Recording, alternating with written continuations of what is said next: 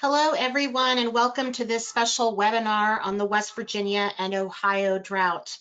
My name is Viva DeHaza, and I am the Executive Director of NOAA's National Integrated Drought Information System, or NIDIS.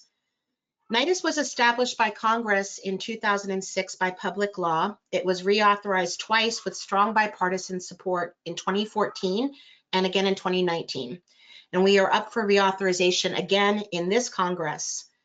NIDIS's mission is to develop and provide a national drought early warning system, to coordinate and integrate federal research in support of a drought early warning system, and finally, to integrate existing forecasting and climate assessment programs and partnerships.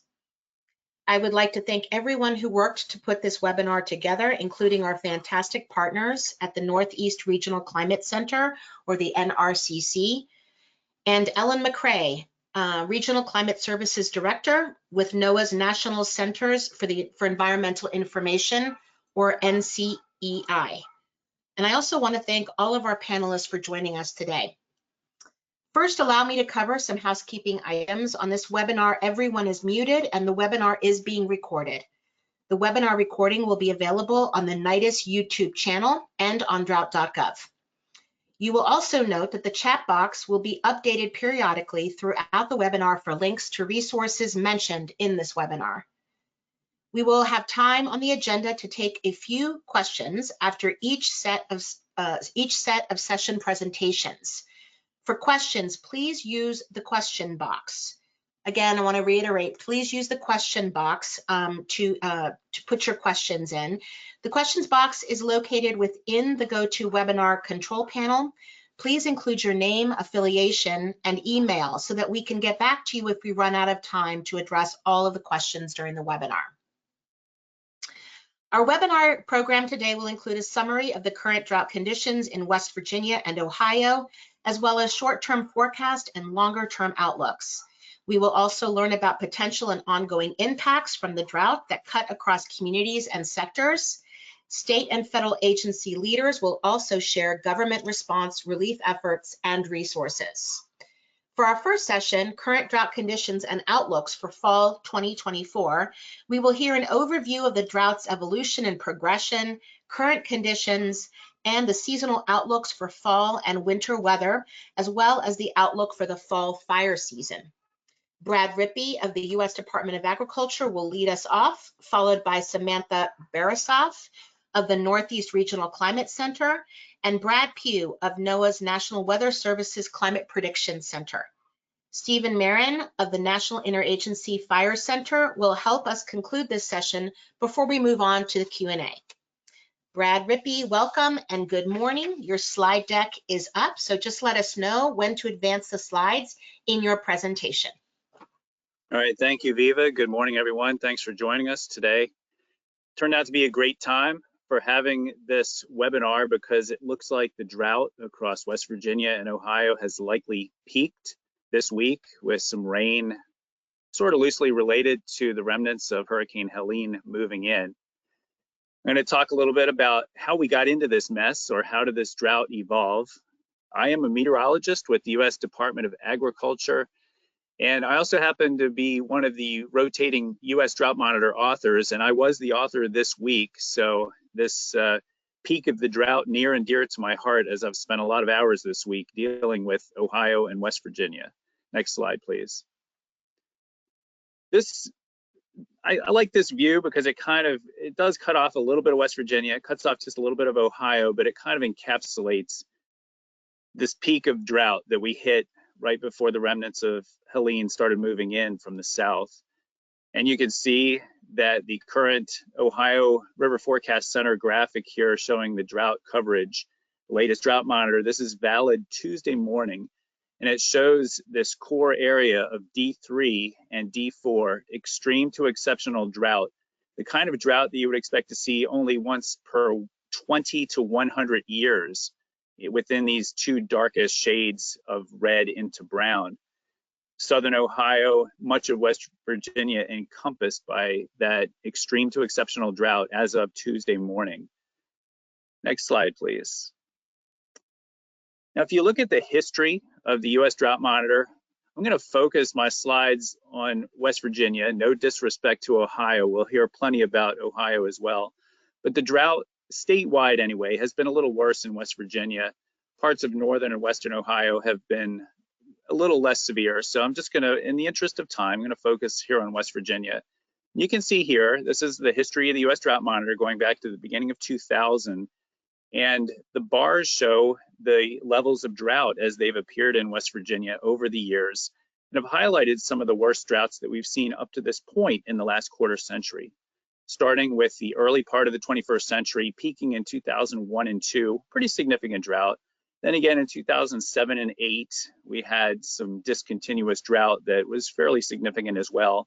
2010, and then after that, we went virtually a decade with very limited drought across West Virginia. It was a pretty wet decade in the 2010s. We did see some autumn flash type droughts, especially in 2019.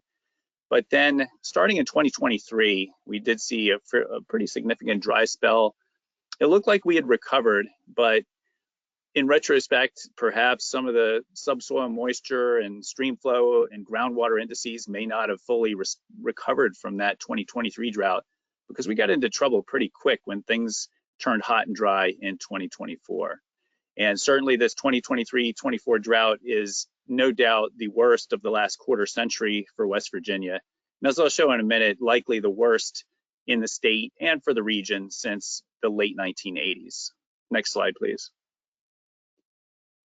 These next couple of slides are from the National Centers for Environmental Information, part of the National Weather Service. So I thank them for this information. And looking at the statistics for the meteorological summer, June, July, August of 2024, it was West Virginia's 5th driest summer in 130 years. If you look at the information here, I've highlighted the other 4 years that were a bit drier: 1930, 1966, 1988, and 1999. So pretty historic, considering the fact that it was also hot, which Samantha is going to talk about shortly. That was a final nail in things, especially considering the lingering drought from last year. Now that's the short-term part of the drought. You notice on the drought monitor map that there's also a long-term component to this drought. So as we move to the next slide,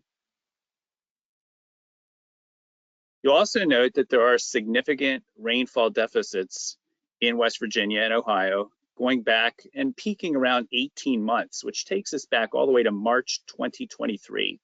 So if you look at all overlapping 18-month March to August periods going back to 1895, you will see that, and I'm sorry the formatting got a little messed up there on the numbers, but I think it'll be clear.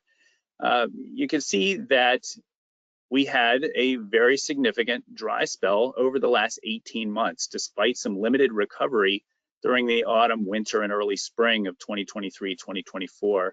And in fact, it turns out it was the driest such 18-month period since 1987-88.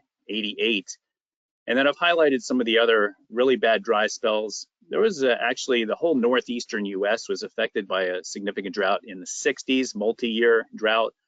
And ironically, it was due to significant blocking over eastern Canada and the North Atlantic, a very persistent feature over a period of years. That's kind of what we've got going on right now with this block over the Northeast. And so that's something we'll need to watch. Brad Pugh will talk about that, I think, a little bit in his outlooks, with the blocking high being a factor. Anyway, looking back further, really probably the drought of record for West Virginia, at least in modern times, recorded times, probably 1930-31. But certainly this last 18 months has been very impressive by modern standards. And then next slide. And my final slide for this short segment here. No conversation about drought can go on today without discussing the incredible warming that we have seen, not just in West Virginia, not just Ohio, but globally over our lifetimes. And over the last 50 years, since the number of cool years in the 60s and 70s, we have seen stunning warmth and rising temperatures. And this, again, not just a local phenomenon, but West Virginia over the last 50 years If you extrapolate that to a century, that's 5.5 degrees of warming per century, or about 2 3/4 degrees Fahrenheit over the last 50 years. So you have to consider the ramifications of that. You have a very dry 18-month period and a very dry summer, and superimpose on that these higher temperatures. And that has a lot of implications for evaporation, evapotranspiration. And so you can have higher rainfall totals today compared to, say, 50 years ago, and have worse drought just because of the temperature factor. So I will turn it over now to Samantha, and I'll be back in a little bit with another discussion. Thank you so much, Brad. Before I turn it over to Samantha, I want to just give my colleague Art DiGaetano, who has joined us. Art is the director of the NOAA Regional Climate Science. Oh my goodness, Art, I am butchering this, so you know what? I'm going to let you introduce yourself. I'll do it myself. Northeast Thank you, Regional Viva. Climate Center at Cornell University. Thanks, Art, for your patience, and then I'll let you introduce Samantha when you're done.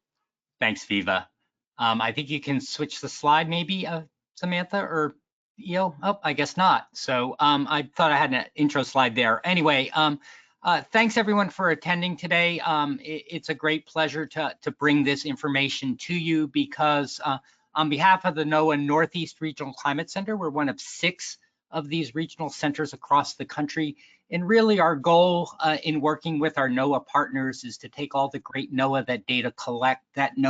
all the great data that NOAA collects and turn it into useful information for our stakeholders. So right now, partnering with NIDIS, partnering with some of our stakeholders in the state of West Virginia, particularly the National Weather Service, we've been on top of monitoring conditions for this drought and are glad to be part of this webinar. So Sam, on to you. Great, thanks Art, and thanks everyone. My name is Samantha Borisoff and I am a climatologist with the NRCC. And as Brad mentioned, precipitation has really been lacking in both West Virginia and Ohio, especially over the past few months. So this series of maps shows precipitation as a percent of normal. And so what I mean by normal is normal being a 30-year average currently based on data from 1991 to 2020. So the map in the top left is for the past 30 days, and that's ending on September 24th. And any area that is shaded tan, orange, or red has been drier than normal. The brighter orange color represents less than 50% of normal, or another way to think about that is that the area saw less than half of the precipitation that would be expected for that period. And so the areas that are shaded red saw less than 25% of normal, or less than a quarter of their expected precipitation for the period. So this lack of precipitation does extend back through several time periods, including the past 60 days, which is the map in the top right, the past 90 days, which is the map in the bottom left, and the past 6 months, which is the map in the bottom right. So we've seen these deficits over the past several months. Next slide, please. So this graph shows the accumulated precipitation deficit through time. On the bottom left, the time period starts on June 1st. And as you move to the right, it ends on September 24th. The zero line across the top represents normal precipitation. And then as those colored lines slope down to the right over time, it indicates that the precipitation deficit is growing. So we have 4 colored lines on this graph representing Beckley, Charleston, Elkins, and Huntington. And so for this period from June 1st to September 24th, Beckley had a precipitation deficit of over 7 inches, and that made it the site's 3rd driest such period since its records began back in 1896. And you can see some similar stats across the bottom for these other 3 sites. And so I just wanted to point out that the US Drought Monitor only takes into account precipitation that fell by Tuesday of each week.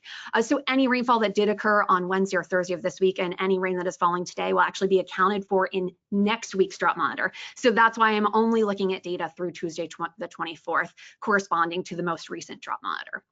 Next slide, please. So as Brad also mentioned, along with the lack of precipitation, the state has also seen periods of unusually warm temperatures as well. For instance, this past week, daily average temperatures were anywhere from 3 to 9 degrees warmer than normal for much of the state, and that's shown by the orange and red colors in the map in the top left.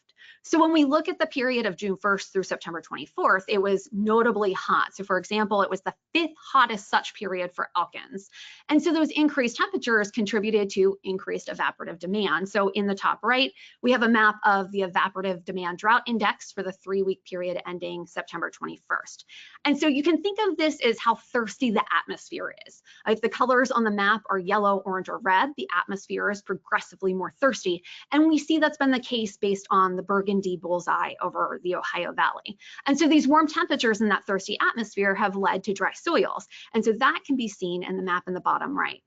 This is showing reduced soil moisture in much of the state outside of the Eastern Panhandle. This map in the bottom right, the soil moisture map, is from September 25th, and the burgundy, red, and orange colors indicate that soil moisture is in the driest 10% of historical values. Next slide, please. So in the top left is the average stream flow for the past 7 days, and in the bottom right is the groundwater map with data for September 24th. And these both use the same scale, with the orange and red colors indicating stream flow and groundwater levels that are lower than usual. So the bright red dots represent record low levels for the period, and the burgundy dots mean that less than 10% of all years had stream flow or groundwater levels that low. And so we do see reduced stream flow and groundwater levels in multiple parts of the state. Next slide, please. So in summary, some places have precipitation deficits of up to 9 inches since the start of summer. This period has been one of the 20 driest and hottest for some locations. These warm temperatures contributed to a thirsty atmosphere and reduced soil moisture, and waterways and groundwater levels are much lower than usual.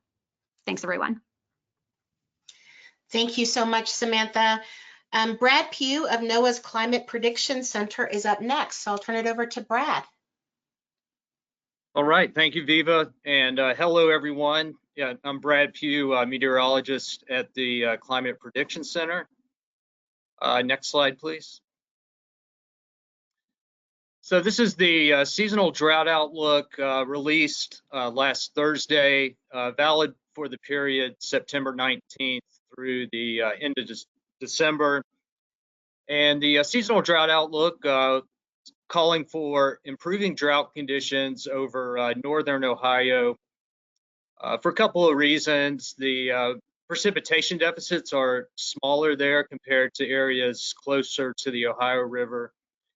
And as you'll see here in a minute, the October, November, December outlook was favoring above normal precipitation.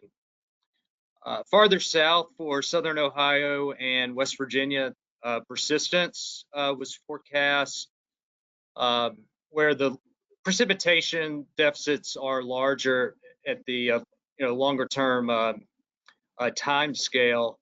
But one thing to note here with Helene's rainfall, more than 2 weeks ago, there were a number of climate factors that supported tropical cyclone development across the Western Caribbean during late September.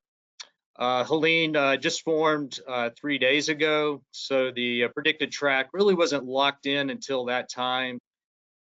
So rainfall associated with Helene will be reflected in an updated seasonal outlook released next Monday, September 30th. So you're likely to see more improvement, especially for areas such as southeastern West Virginia and southern Ohio close to the Ohio River. Next slide, please. So here are the 3-month outlooks for October, November, December. Precipitation on the left-hand side. So leaning a little bit towards above normal precipitation for northern Ohio. And you can see the pie graph there at the bottom. So it's a probability with 3 terciles above, near, and below. So it's just a kind of a slight lean towards wet.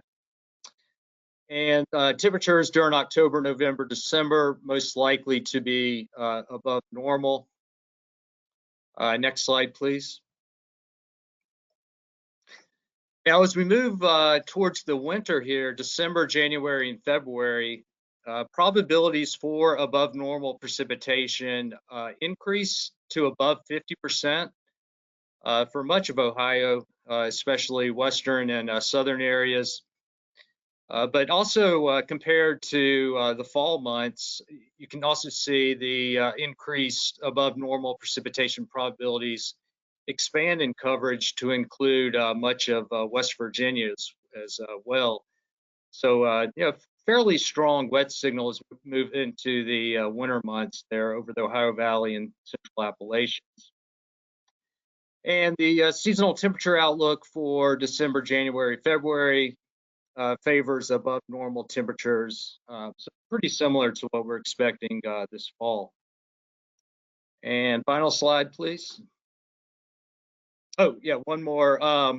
Yeah, this is the probabilities for La Nina, and that's represented in the blue bar here in this graph.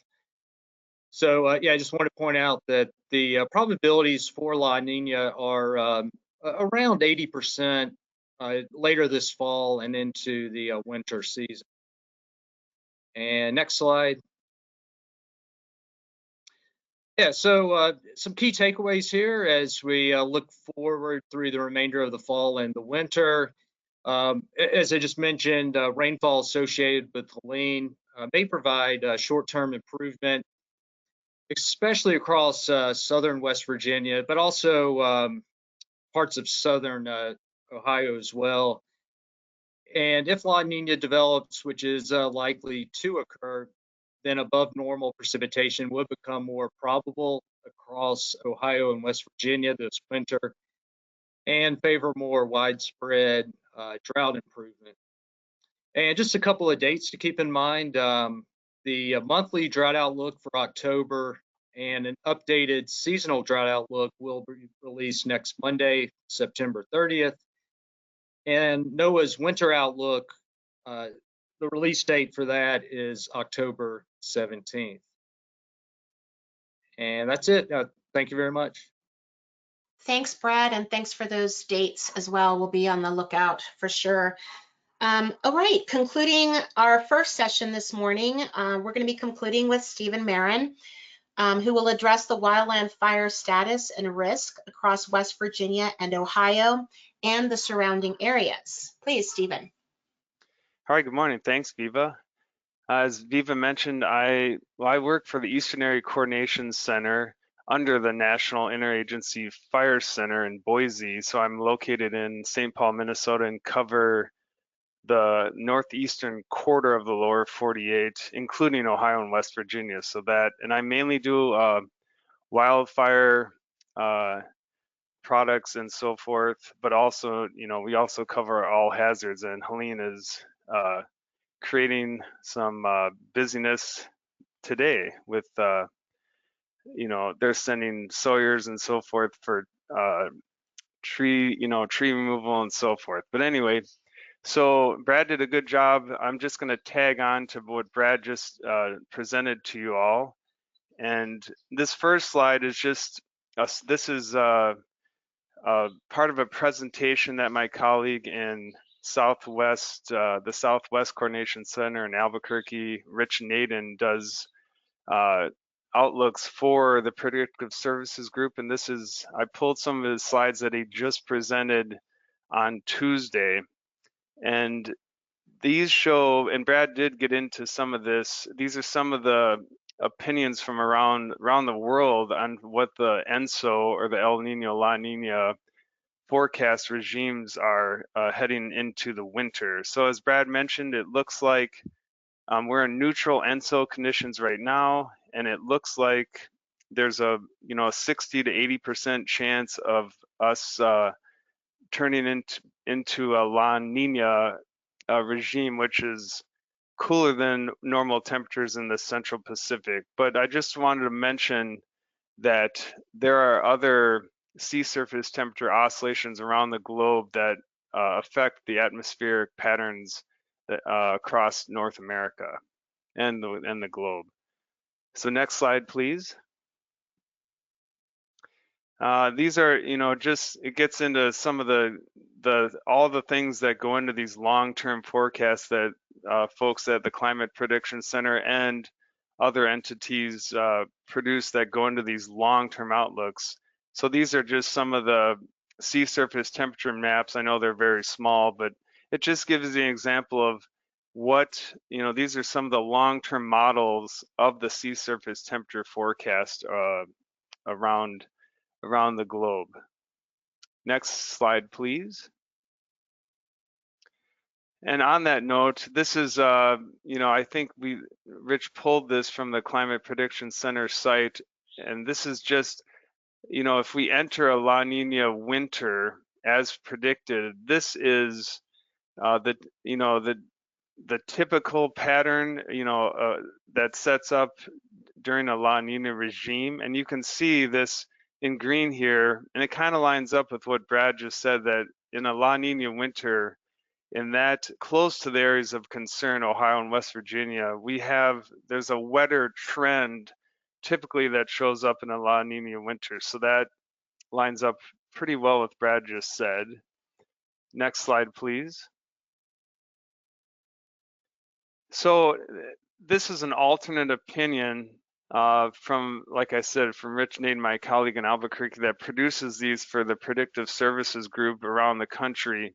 So it's not meant to contradict what the Climate Prediction Center produces. It's just an alternate opinion. So the top graphics are the temperature trends, forecast trends, and you can see, and this has been fairly typical. We don't see a lot of below normal temperature trends typically in these outlooks, which, like as that slide earlier showing the warming trend from 1976, we're typically either near normal or above normal, it seems like. So going into October and November, there's a warmer than normal trend forecast across much of Ohio and parts of West Virginia. And then in November, it's just a warmer trend, and that bleeds into December, lining up with a typical La Nina winter. That previous slide I showed, it typically is warmer than normal during a La Nina regime. And then precipitation,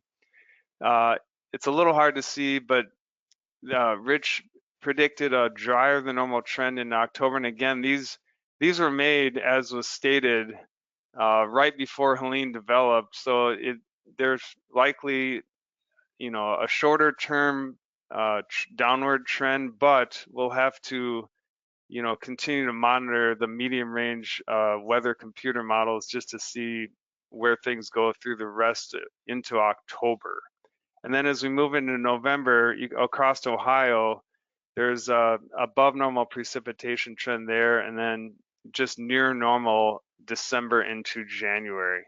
And I know I was asked to produce a wildfire potential outlook and display that for you guys, but we're working on that right now. Those are actually all the geographic areas, the fires coordination centers across the country, including Alaska, which they're obviously in below normal into the winter. But we've been asked, the fire analysts and the fuels people, we're gathering all that information right now, and we're submitting those maps to the National Interagency Fire Center, and those are included in the National Significant Fire Potential Outlook. And at this time, I think with the moisture from Helene, and it looks like we may not include Ohio and West Virginia to be above normal as far as significant fire potential, but that doesn't mean we won't see fire activity, obviously, if we see drying conditions return as we move into October. So it's a little tricky. Once you get beyond like 2 weeks, the overall trends are hard to assess. But one thing my colleague in Atlanta covering the southern area, he mentioned with the wind from Helene, we've had, normally the tropical systems, the wind speeds gradually diminish, but we saw last night into this morning strong wind gusts across the southeast, and as Helene moves up into the Ohio Valley, pretty strong wind speeds. So my colleague in Atlanta did mention we may see some leaf off earlier than normal. So that may also increase the potential for wildfire activity. And I think that's my last slide. Viva, if you would, yep. So that's what I have for you guys. And again, that outlook is just an alternate opinion. Thank you very much. Thank you so much, Stephen. And we will definitely follow up with the attendees once that outlook is released, so we can get that into your hands. Thanks again, Stephen, for your presentation. Okay. All right, and that everyone. will be, Oh, go ahead. Sorry, Stephen, please go ahead. no, I'm sorry. The National Significant Fire Potential Outlook will be released on Tuesday, October 1st. They come out on the 1st of every month. I'm sorry to No. interrupt you. Thank you for that very important date. We will take note of it and make sure that we get access to it and get it out to folks. Thanks. Okay. Great. All right. Well, we are now in our first Q&A session of this webinar. We're going to take about 10 minutes for questions from our attendees. As our first question is being selected, note that some links and materials, again, if you were late joining us this morning, we do have, check that chat box because we are populating it with links and materials in that chat box that coincide with the presentations that you have heard so far. Please utilize this time to take a quick look and open or copy them to your personal notes as you see fit. Again, put your questions in the questions box, which is in the GoToWebinar control panel. We may need to address some questions after our final session or via email, so don't forget to add your name, your affiliation, and contact information in the event that you would like us to follow up if we don't get to your question. So we do have a couple of questions here that I can start out with. The first question is one actually for Brad Rippey. And let me pull it up here. You mentioned, Brad Rippey, that we've reached the peak of the drought. I believe you were speaking about West Virginia and Ohio. Does this mean that it's not likely to get worse over the coming weeks or months? I would just say that I have to defer to Brad Pugh for the outlook, which he indicated that there should be some improvement over the next few months in the northern areas and possibly short term related to Hurricane Helene.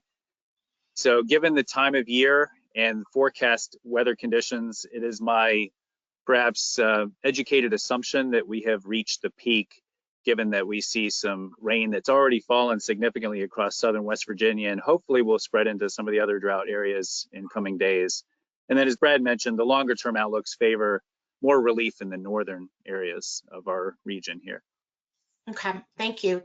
Brad Pugh, do you want to add anything to that? No, that's well said by Brad. I agree with him. Most likely we're reaching the peak here. Have the rainfall from Helene, and we're going into a more favorable time of year for soil moisture recharge. So any rain that falls, during the remainder of the fall should at least help us stabilize the drought situation or improve. And then as we go deeper into the winter, then there's increased chances for above normal precipitation. So I think that's a good way to put it, that we've likely peaked. Yeah. Great, thank you so much. All right, we've got another question here, and perhaps this is something you just spoke about, Brad Pugh.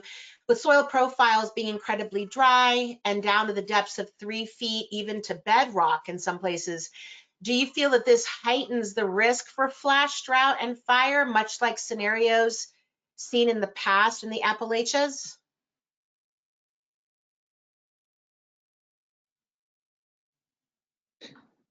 Yeah, that's a really good question. Like, even if we do see, or maybe seeing like the peak of this drought and maybe some improvement of topsoil moisture, since we have that kind of underlying drought signal dating back 12 to 18 months and low soil moisture at a deeper profile, looking way beyond here, but that could could be a ingredient for flash drought once we go into like next year, say later in the spring and summer. So yeah, that's a really good question and point to think about. Yeah. Okay, thanks, Brad. Okay, this next question is for Stephen as well as Brad Pugh, if either one of you want to take a shot at this one. Is La Nina usually the most impactful climate pattern on this region? Can you briefly talk about the other ones? Let you both, either one of you can pipe up at this point if you'd like to. Yeah, I'll jump in first. Okay. Yeah, it's if the Climate Prediction Center, ENSO, is a major factor in our both our seasonal temperature and precipitation outlooks. Yeah, La Nina winters are typically wet in the Ohio Valley, but there's other climate factors such as the Arctic Oscillation that can influence especially the temperatures over the Ohio Valley. Negative Arctic Oscillation can help to foster Arctic air outbreaks. But the Arctic Oscillation, it's really difficult to predict on a seasonal time scale. It's more like 2 to 4 weeks out. It can be used as a predictor of temperature. So yeah, just summing up, on the seasonal time scale, yeah, ENSO is one of the major tools used. Yeah, I don't know if Stephen has anything else. No, I think you covered it well, Brad. That, like I mentioned in my section, there's various, like you just stated, there's various oscillations around the globe that go into it. But I would say La Nina is the main one that affects, the United States. But there's Arctic Oscillation, North Atlantic, like Brad mentioned, and all those things are factored in. Okay, thank you both. This next question is probably for Stephen, I think. The question is, what history of wildfires is there for past drought periods? And have there been any wildfires associated with the current drought? I would, as far as the current drought goes, in West Virginia and Ohio, I think with this drought, there has been what I would classify for the late summer into the early fall, activity has been above normal. Now, have we had any large incidents where we have a team come in? No, we have not, which is fairly rare east of the Mississippi, especially in the northeastern quadrant of the lower 48. But there has been, I've heard from the state of West Virginia fire folks, and as well as the Forest Service, Park Service, there has been above normal activity, but no significant fires. There, for instance, at the New River Gorge National Park, I assisted with providing outlooks on a fire there, but it was, small in nature, but problematic due to the terrain. So yes, there has been an uptick, but I wouldn't call it significant, just above normal fire activity. And I guess on the other part of that question, if we happen to return, we have this moisture from Helene, but if we move back into a dry pattern, we could see the potential for an uptick in activity once again if we move back into a dry pattern. I will state, looking at the medium range models, after Helene moves through, one of the models does have a shot of rainfall towards the 10th of October in this area of concern, but overall it looks fairly dry. But hopefully we move into a wetter pattern, as was mentioned, into the late fall, into the winter, as typical in a La Nina winter regime. Great, thank you so much. Our next question, I believe, the best person to take the first crack at it would be Brad Rippey. The question is, I would like to ask about the timing of drought. In the average, we may be okay, but if the drought hits while planting, it may have worse effect. How do we quantify this information? Yeah, it's a good question because timing can be very important. Some of the flash drought that we're seeing northeast of the region we're discussing today, it's coming at the tail end of the growing season, so there's limited impacts on things like pastures and crops. Now, unfortunately, for the area we are talking about, West Virginia and Ohio, some of that drought did hit during the growing season this year, and we did have obviously significant impacts on pastures and some crops as well. Trying to figure out, what the actual, where we're going with this, because, as we go forward, we're going to have to look at how things evolve after Helene and with the ENSO forecast. So, as we get into the next growing season, we will have to keep an eye on, as Brad Pugh mentioned, the subsoil moisture limitations that could still be a concern with water supply and with agriculture. Thank you. Thanks, Brad, for that. We just want to encourage people to keep those questions coming because we are approaching the end of our Q&A session. I did get a question early on about how many West Virginia and Ohio residents are in areas of drought according to the U.S. Drought Monitor.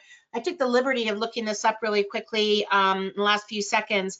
Looks like as of yesterday's Drought Monitor, September 26th, edition, nearly 2 million West Virginia residents are impacted by drought. The entire state is currently experiencing at least abnormal dryness, with 16.6% of West Virginia geographically impacted by exceptional drought, which is the highest category of drought that we use, which is D4. And we encourage folks with this question, it reminds me to encourage you all to go to the drought.gov site. We have state pages set up for all the states in the country. And so if you go to the West Virginia state page on drought.gov, you'll be able to find more information. In Ohio, approximately 8.3 million residents are experiencing drought, with exceptional drought, that is D4, covering approximately 12.6% of Ohio geographically. And again, you can find more information like those types of statistics on the state pages on drought.gov. All right, we are going to move on at this point to our next panel. In our next session, we're going to be covering drought impacts, and we will have 5 speakers addressing various aspects of the drought. Nick Webb of the Charleston, West Virginia National Weather Service Office. And once again, we're going to be joined by Brad Rippey of the USDA. And rounding out this session will be Aaron Lane of the USDA Northeast Climate Hub, sharing some information on the ecological impacts of drought. Aaron Wilson, Ohio State climatologist, and Bree Bartow from the Ohio Rural Water Association, addressing water supply issues that are being experienced. So speakers, as your turn comes around, please let us know when to advance your slides. And thank you once again for joining us. First off, we're going to hear from Nick Webb, and I'm going to turn it over to you, Nick. Thank you very much. So my name is Nick Webb. I'm the Senior Service Hydrologist at the Weather Service Office here in Charleston, West Virginia. And I'm going to focus on primarily the impacts that we've received in the state of West Virginia. Next slide, please.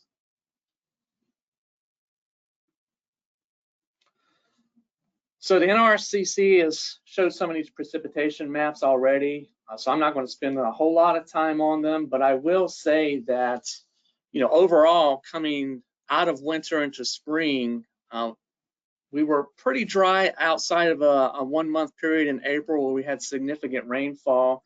So coming into the heart of the growing season, basically when the drought really began, we were already running somewhat of a decent deficit when it comes to precipitation. And that's only increased with each passing week as we went through the summer months. I will say that the Eastern Panhandle did get a reprieve.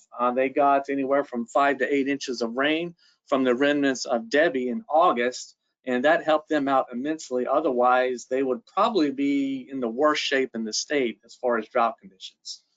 Next slide, please. Looking at the hydraulic conditions and impacts observed, so the image you see on the right is an animation of the average stream flow compared to normal from the USGS stream gauges. And this is an animation that takes you going back all the way to April 1st and ending September 24th, so right before the rainy situation that we currently find ourselves in. And as you can see here, the ebbs and flows of the color changes from above to below normal throughout the country. And if you focus in on our area of Ohio, West Virginia, you can see a tilt toward mainly red as we went to late spring, and for much of summer. You do see a brief blip up the East Coast in August. That is from the remnants of Debbie that I just mentioned, helped out the Eastern Panhandle immensely. If you look at the graphic on the lower left, that is the stream flow compared to average, looking at the month of April compared to the month of July. And if you look at the month of April, I mentioned that was the month where we had some decent rainfalls.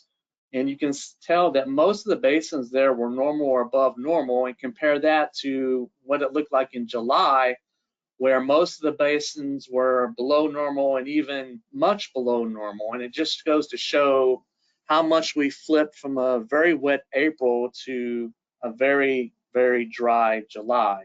And in fact, if you take the state as a whole, the lowest anomalies as it relates to stream flow averages actually occurred in July, as far as the spatial extent of those anomalies. Next slide, please. Looking at some of the impacts we've received, starting with the reservoirs, the lakes, pretty much all of them were below normal through much of the summer. Tiger Lake is the one that has the most significant impact, and they're approaching 44 feet below their normal summer pool. And that is a record that's seemingly being broke with each passing day for summer pool levels. Looking at Stonewall Jackson Lake, they're running about 10 feet below normal. Burnsville Lake, 4 feet below normal. Sutton Lake, 11 feet below normal. And Beach Fork Lake, 3.1 feet below normal. Now, as we get into October, this is going to run into the typical time where the Army Corps begins their release to draw down to winter pool. And there's probably going to be some impacts as far as how that schedule comes about, given the declining pools we've seen all summer. But the impacts from that have been pretty significant, especially on Tiger Lake as it relates to recreational use. I do know that some of the marinas closed considerably early, I think in the end of July, due to low reservoir levels there. In addition to that, we were seeing some residential agricultural wells. The reports that were coming in only increased as we got out of July and into August and September, with many reports of residential agricultural wells that have run dry by the end of August. By August, we also were beginning to get reports of some fish kills along some of the creeks. I don't know the extent or the magnitude of those fish kills, but we were getting some reports of those as we went into the month of August. And looking at the water supply impacts that affected communities that depend on some of the old mines, the creeks and rivers for their water supply, these are just some of the towns and issues I've highlighted that we've seen over the summer. I think the biggest one was in Nicholas County, particularly the town of Richwood, where they had to find a couple of alternate sources for use of water over the past month. Thankfully, with the rains over the past several days, their water situation has greatly improved to where they're no longer having to look for alternate sources of water. The beginning of the summer, we looked at the Eastern Panhandle. This is where the drought really started coming on fast and furious, with the town of Thomas, I think it was Thomas or Davis, had to find an alternate water source in July. We looked into parts of the lowlands of West Virginia, Burnsville. Water was coming from Burnsville for wastewater treatment in Calhoun County. We had some water quality issues in Harrison County. And in August, the Army Corps was performing releases specifically to improve water quality in the Kanawha River. The image you see here on the right are the groundwater monitoring wells from USGS. And the color codes represent the darker shades of brown represents the 0 to 10 percentile compared to average. This is a snapshot as of September 26th, so yesterday when I grabbed this. And you can see that for the most part of the state where we have ground monitoring wells, they're running below average. You do still see some impacts from the remnants of Debbie back in August. That's flipped the switch, so to speak, for the wells in the far eastern panhandle to where they're normal to above normal, and that has been given a boost by their karst geology out in that location. Next slide, please. Looking at some of the agricultural impacts we've received, some of these maps were already shown earlier. Looking at, this was as of the 24th, so prior to the rains we've currently seen. If you look at the gray root zone soil moisture percentile, really, really low, and even if you look down to 3 feet, we're running well below average for this time of year. And that's basically been the case throughout the summer. With each passing week, the soil moisture has seen marked steadily decrease, and it currently remains low through much of the lowlands. Now, given the rain we've had over the past few days, where southeast West Virginia up into the Greenbrier Valley has seen widespread amounts of 3 to 5 inches, obviously that's going to improve. Now, as you get further north and west in the central and especially northern West Virginia, we really haven't received much in the way of rainfall, generally less than 1.5 inches or an inch once you get toward the northern panhandle. So we will see some improving conditions with the soil moisture in the southeast part of the state, but the northern part of the state, where we haven't really seen rains from the system, it's probably going to stay relatively low.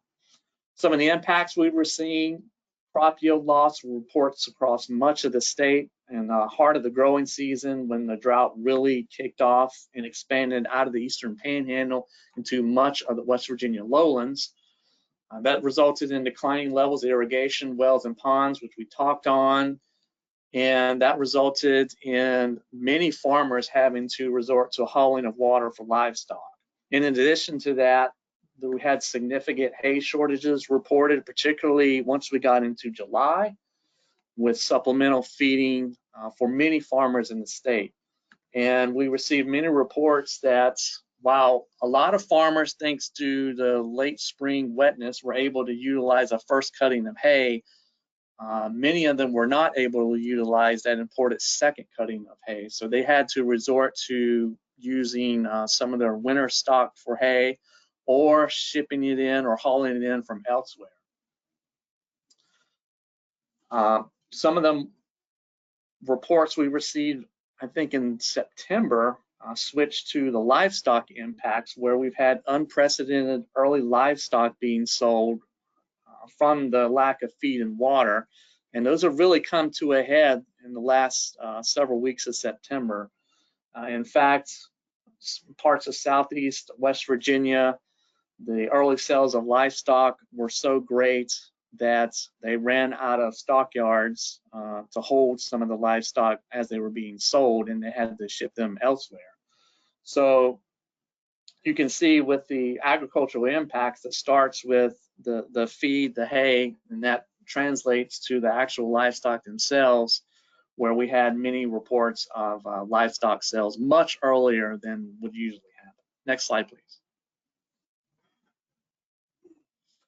So let's touch on the fire hazard impacts. Some of this was already talked about. I actually do have the current maps up, but like they said, they will be updated next week to where September, we're getting out of September now, was above normal for significant wildfire. And based on the old forecast, October was forecast to be that way as well. But I think with the rains from Helene, I think some of that may change, and that was talked about earlier. Of course, the impacts, brush fire activity, ever since late July has been increasing throughout August, and especially in September. With your 10-hour fuels, think about the leaf litter. Those are fuels that dry out the earliest. Those were at critically low levels in August and especially September. And those were really boosted by some of the heat waves we experienced in August and September, along with the really low relative humidity in the afternoon. And so when you combine the above normal temperatures and the low relative humidity that happens in the afternoon, those fuels dried out really, really fast. And that led to the increase in brush fire activity we've seen. I think the stat I saw from the Division of Forestry for West Virginia, they've responded to somewhere around 250 brush fires, but none of those have been especially large. I think they've been mainly small brush fires, but we have had increased brush fire activity. And of course, talked about this amplified with days with low relative humidity and especially wind. One of the impacts, while the state of West Virginia is not under a statewide burn ban, several counties have initiated their own burn bans for a good chunk of the state as far as fire potential goes.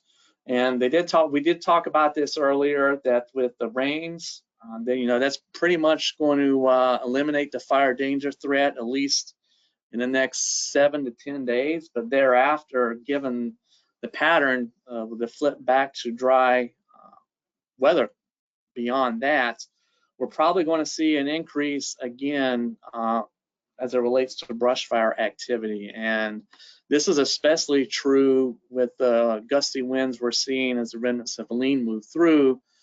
It's going to result in leaf drop. A lot of our canopies are stressed as far as the leaves are concerned. Many of them had premature turning to yellow and brown going back a month or two ago. And with this 30 to 40, in some case 50-mile-per-hour wind gusts, especially in the southern half of the state, that's going to put down a lot of leaves. That's going to increase the potential for us to flip back to a increased brush fire activity threat as we head into the next few weeks. So something to pay attention to. Next slide, please. So just summarizing everything, multifaceted drought here with hydrology and agricultural and some fire hazard impacts as well. I think the agricultural impacts are primarily driving the drought monitor, considering that this occurred in the heart of the growing season and just the sheer number of impacts we've received. And I want to take this opportunity to highlight going into this drought, the increased collaboration, cooperation with some of our state partners. I serve as a state liaison for the drought monitor for West Virginia, and we've really come on board as this drought amplified during the summer months, as far as getting many state partners and federal partners to participate in our weekly email collaboration for the drought monitor. It ultimately gets submitted to the national author for consideration. And in addition to that, the state initialized weekly drought task force calls held every Thursday afternoon, where I present a drought brief. And a lot of the agricultural impacts I've talked about have actually come from our cooperation and collaboration with the Farm Service Agency, where they were soliciting from each county reports from farmers and feeding it right back to me. And then that got turned around and got sent to the national author for consideration as well. It's just extra evidence for what we were recommending for that particular week. So one of the good things that's come out of this historic drought is the cooperation and the interaction with some of our state and federal partners, to where I would say over the last few weeks we've basically become sort of a well-oiled run machine as far as how we're approaching the drought with each week and the response we're giving to that. So I just wanted to highlight our federal and state partners of how we've approached this drought throughout the summer. And I think that was my last slide. Nick, thanks so much. That was a real nice comprehensive overview. I'm going to ask my team. We have an opportunity here to provide some attention to the Weather Service's drought information statement products. So we have a link in, if somebody could grab it in and put it in the chat box for others. I know, Nick, that you have you've released out of your office drought information statement. So we appreciate that. And I want to just say we appreciate the role of these weather forecast offices in this region. Nick and others have been just fantastic at convening and coordinating and bringing those state partners in together. So it's just it's a real testament to the weather forecast office and all the work that they do. All right, at this point, I'm going to turn it over to Brad Rippey. Brad, as you remember, was in our first panel. He's returning with some additional information on potential agricultural impacts. So Brad, take it away. All right, thanks again, Viva. And yeah, Nick, thank you for all the assistance the last couple of weeks of my drought monitor authorship and really for the entire summer with this drought out of the Charleston office. Really appreciate all the coordination. I know my phone's been busy. I can only imagine what yours has been like the last 3 months or more. All right, I'm going to take, next slide, please. I'm going to take some of the agricultural impacts that Nick has been referencing and talk about some of the actual numbers, put some numbers to that drought. If we go to the next slide.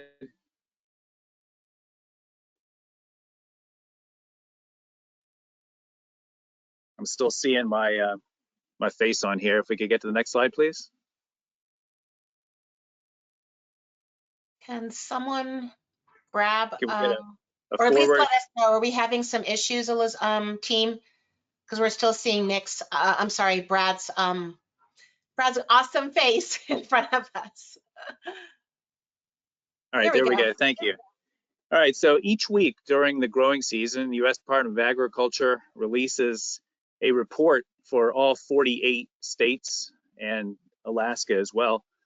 And so we, this is grabbing the latest screenshot from the latest West Virginia report. Ohio obviously has its own report too. And you can see there's also a short text summary with each one, and I've referenced the link below.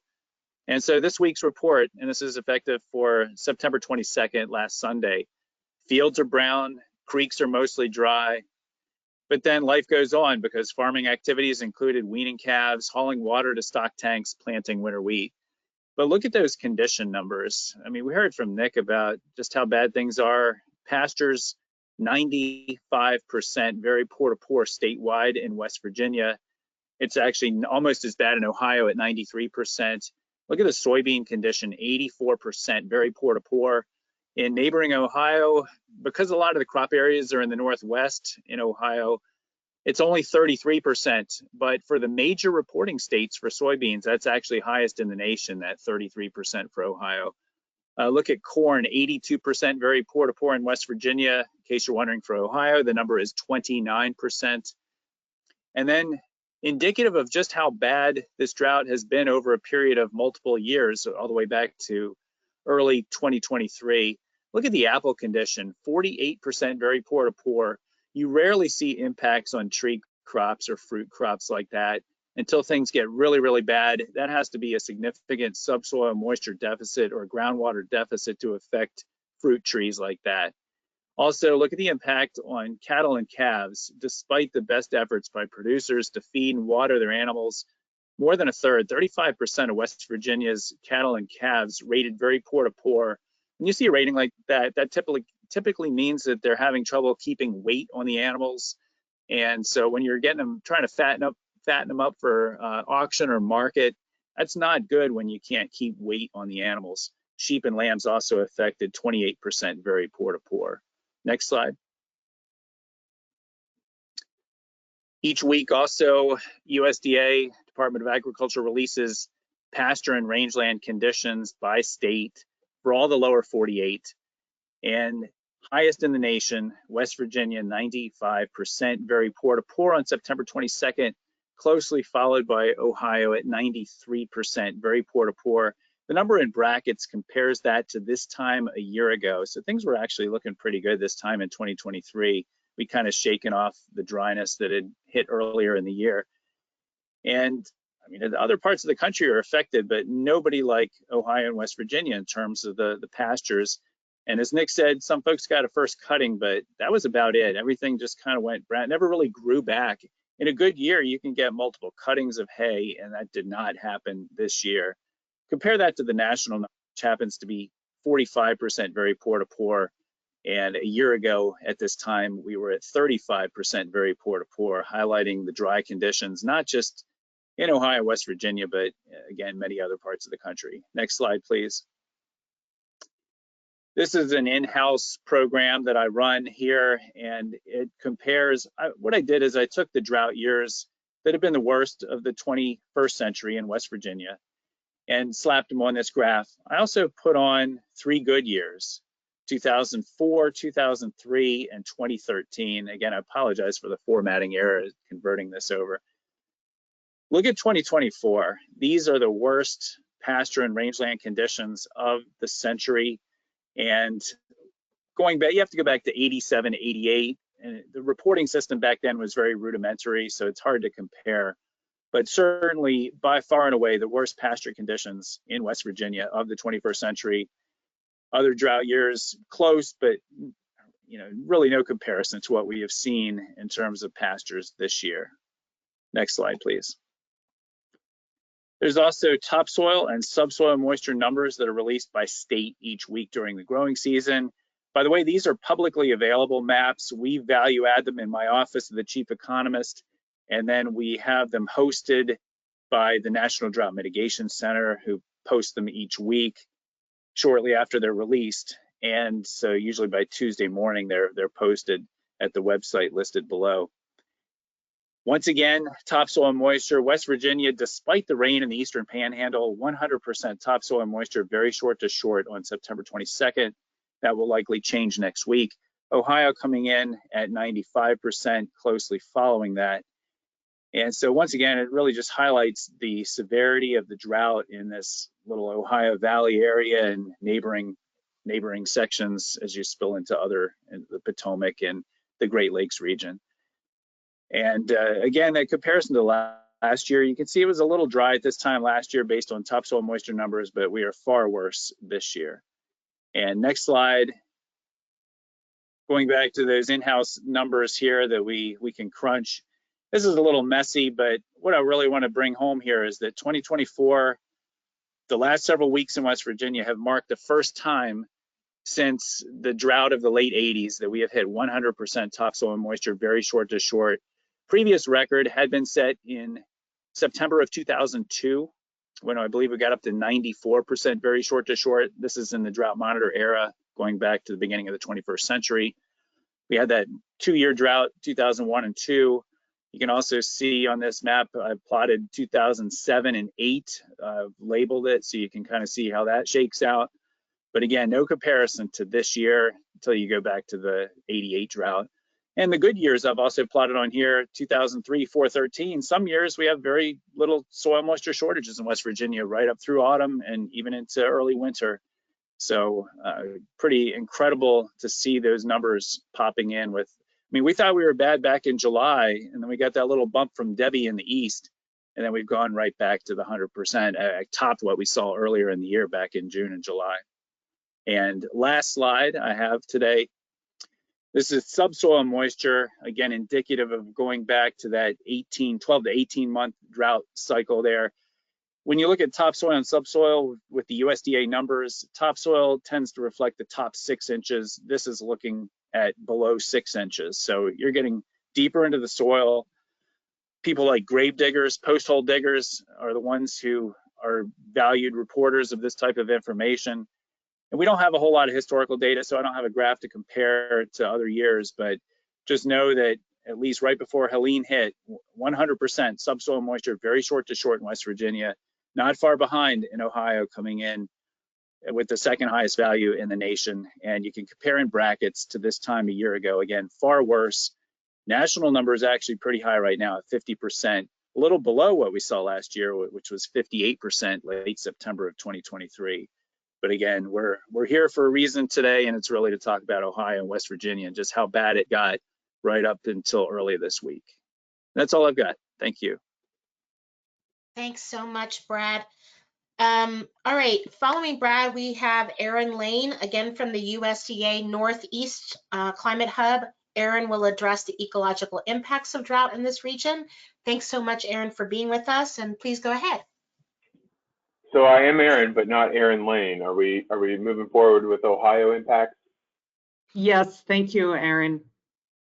Yeah, no worries. Yeah, thank you for inviting me to provide a little bit of a perspective from Ohio, and I have a lot to say, but not a lot of time. Obviously, we want to get to everything. And the approach I took was to put some pictures to the impacts that we're seeing here. I also want to echo Nick's comments about the collaboration.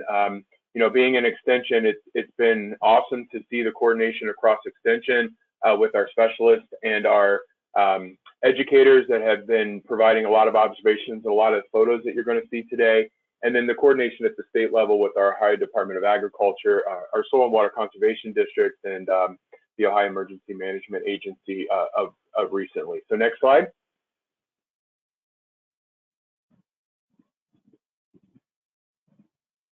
Yeah, so again, a little bit of formatting changes here, but that's okay. We'll push through this. You know, with the latest map here this week, certainly this is the most D4 that we've had in the state in the USDM era, and it's the first time this year that we've had D4 on the Ohio map.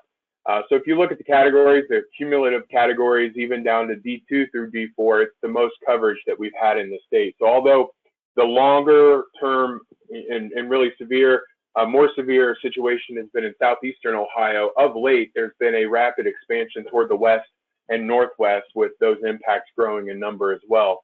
Overall, the total coverage is fifth most in that USDM era, only behind 2002 and 12 in terms of coverage, but again, categorically a much more severe situation. Again, speaking to the state collaboration, we just had our second Ohio EMA and ODA drought working group meeting this morning. So there's a lot of collaboration that's good to see throughout the state of Ohio. Next slide, please. This might be the most reports we've ever had for the condition monitoring observer reports, but just to give you kind of a quick look at those reports as they've been coming in across the state, a great tool for that. I know we've been pushing that out through our networks to get not only extension and soil and water conservation, but farmers to add some of those observations across the state. Next slide. So it's been mentioned, pasture and livestock producers have really had, kind of big impacts early on that started to ramp up when D2 was introduced. The top two figures are really earlier on in the season, even back in July when they started feeding some of that winter stock already, because first cutting hay was short, and then second and beyond has been virtually non-existent. The bottom figure that you see, and this is courtesy of Ted Wiseman and Extension, is just what was taken this past weekend. With highs in the low to mid 90s and dew points in the 40s. You can see dusty, not a lot of good news in that case there. A lot of concerns over toxicity as well. Early weaning and selling of cows that we talked about, and then the hauling water in those operations has been quite severe and pretty significant across the region. So pastures and livestock producers have been particularly hit hard in southeast Ohio. Next slide. Just a couple other photos down there in that region, just showing kind of the lack of growth and just kind of to give you a glimpse behind all the numbers that we've seen here today as well. Next slide. So when it comes to row crops, corn and soy, it was mentioned that a lot of acreage is not as much in southeast Ohio per se, but it's not non-existent, and then of course more in the northwest and west. Overall, harvest activities began 2 to 3 weeks early. It was a very rapid dry down. Some of the reports we were getting this week were soybean as low as 6% and corn to 11% moisture, which are significantly low for both.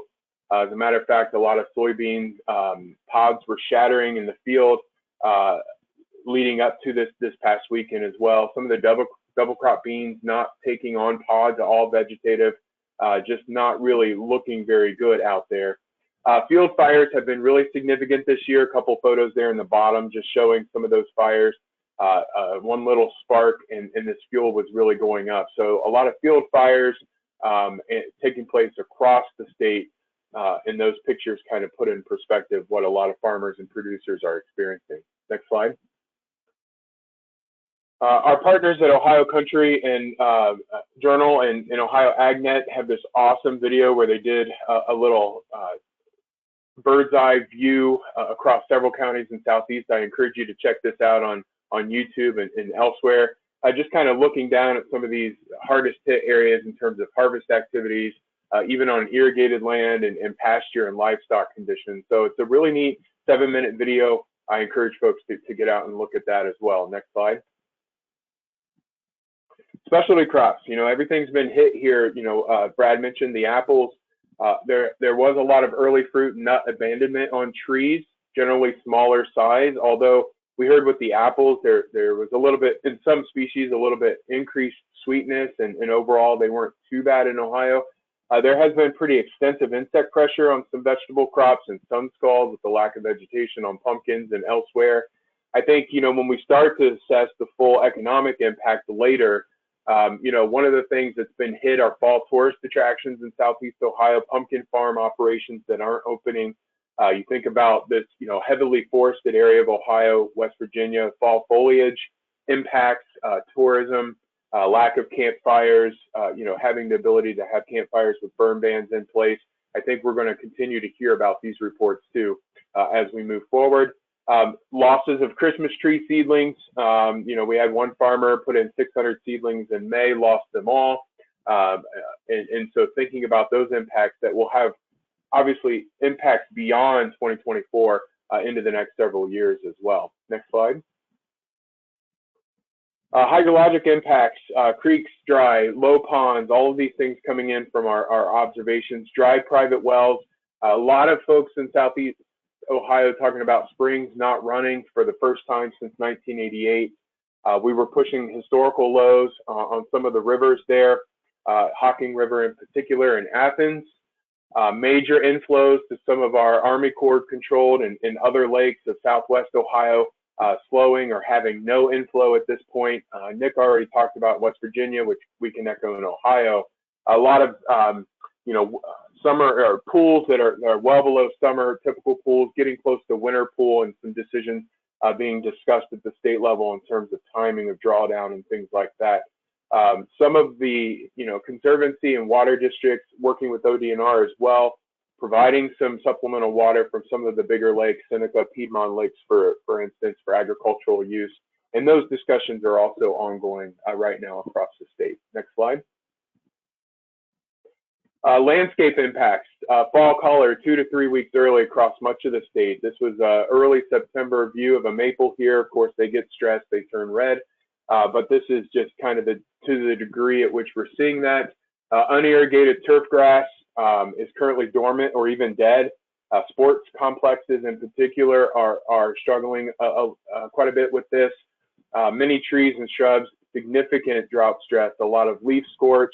We're expecting dull fall color, marginal leaf burn, and some of these, damage, this won't present itself on trees and perennials and things until next spring when things don't come back. So trees can be impacted by these long-term deficits for many years to come, and so we're likely to continue to see these landscape impacts into next year as well. Next slide. Forest and fire impacts. We've already had a lot of discussion on that. These satellite images were shared by Jim Knoll at the Ohio River Forecast Center that he pointed out. Satellite images on September 15th for 2023 last year and this year. And I think it's easy to see the dry down from the ag perspective, but also some tree color and things like that in there. We talked a lot about the risk of wildland fire. We heard this morning from our Division of Forestry. Typical September, we typically see 20 of the fires with about 10 acres of coverage. At this point so far, we've seen 122 in September, covering 210 acres. And so a lot of those long-term fuels, as Nick pointed out, are still there. A good 7 or 10 days of drying down, and we're still going to go right back into a high fire risk, most likely. So we currently do have burn bans in all of our D3, D4 counties across the state, which is getting quite large now, and those will continue to adjust based on those categories moving into the future. Next slide. So kind of quick takeaways for us. This has certainly been one of Ohio's most impactful droughts on the ag side, hydrologic side, and really it's demonstrated all types of droughts when we think about different types of droughts, even ecological, socioeconomical, that we'll get more of those numbers coming in later. Impacts will continue, and that's what we've been talking about here in the state, despite our current weather pattern and influx of tropical moisture. Overall, from a water resource, they have been challenged more in some areas. We've had some communities enact water emergencies or emergency or voluntary water restrictions. Overall, it's still been pretty robust, and again, that's because of a lot of coordination between Army Corps, ODNR, state agencies, thinking about that water management. So far, we've avoided any major catastrophes, but obviously there's been a lot of burden on that water hauling and for livestock purposes across the state. We've got a lot of information, not just at Extension, but also at the State Climate Office, and we are encouraging folks to reach out and find those resources that are available. And I certainly appreciate your time and the time that I've had to give a little glimpse into what we're seeing here in Ohio this year. So thank you. Thank you so much. And I want to apologize to Aaron Wilson, that is, who is Ohio's state climatologist. Just want to clear that up for our attendees and apologize for the confusion that I created. Thank you so much, Aaron, for the Ohio perspective.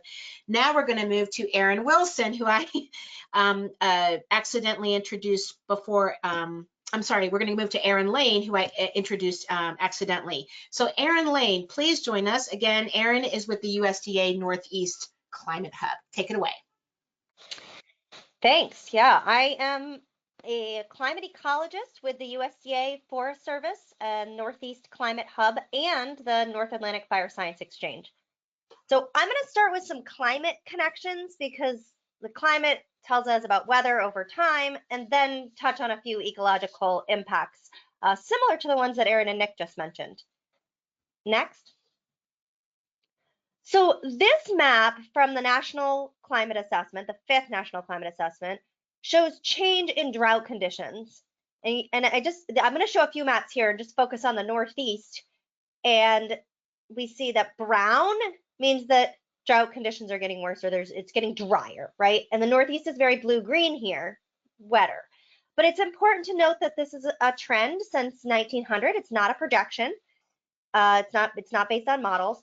And wetter standardized precipitation evapotranspiration index doesn't mean no drought. In fact, it seems that we're still experiencing drought in our currently overall wetter environment. Next. So here's another way of looking at this. This is change in dry days. Again, the browns are drier and greens are wetter, or in the case of the Northeast, we're seeing less dry days. That's what the trends are showing, or days between rain events. And note that there's some geographic variability here and some yellow pockets in the Northeast showing an increase in dry days, but overall wetter for most of our region. Next.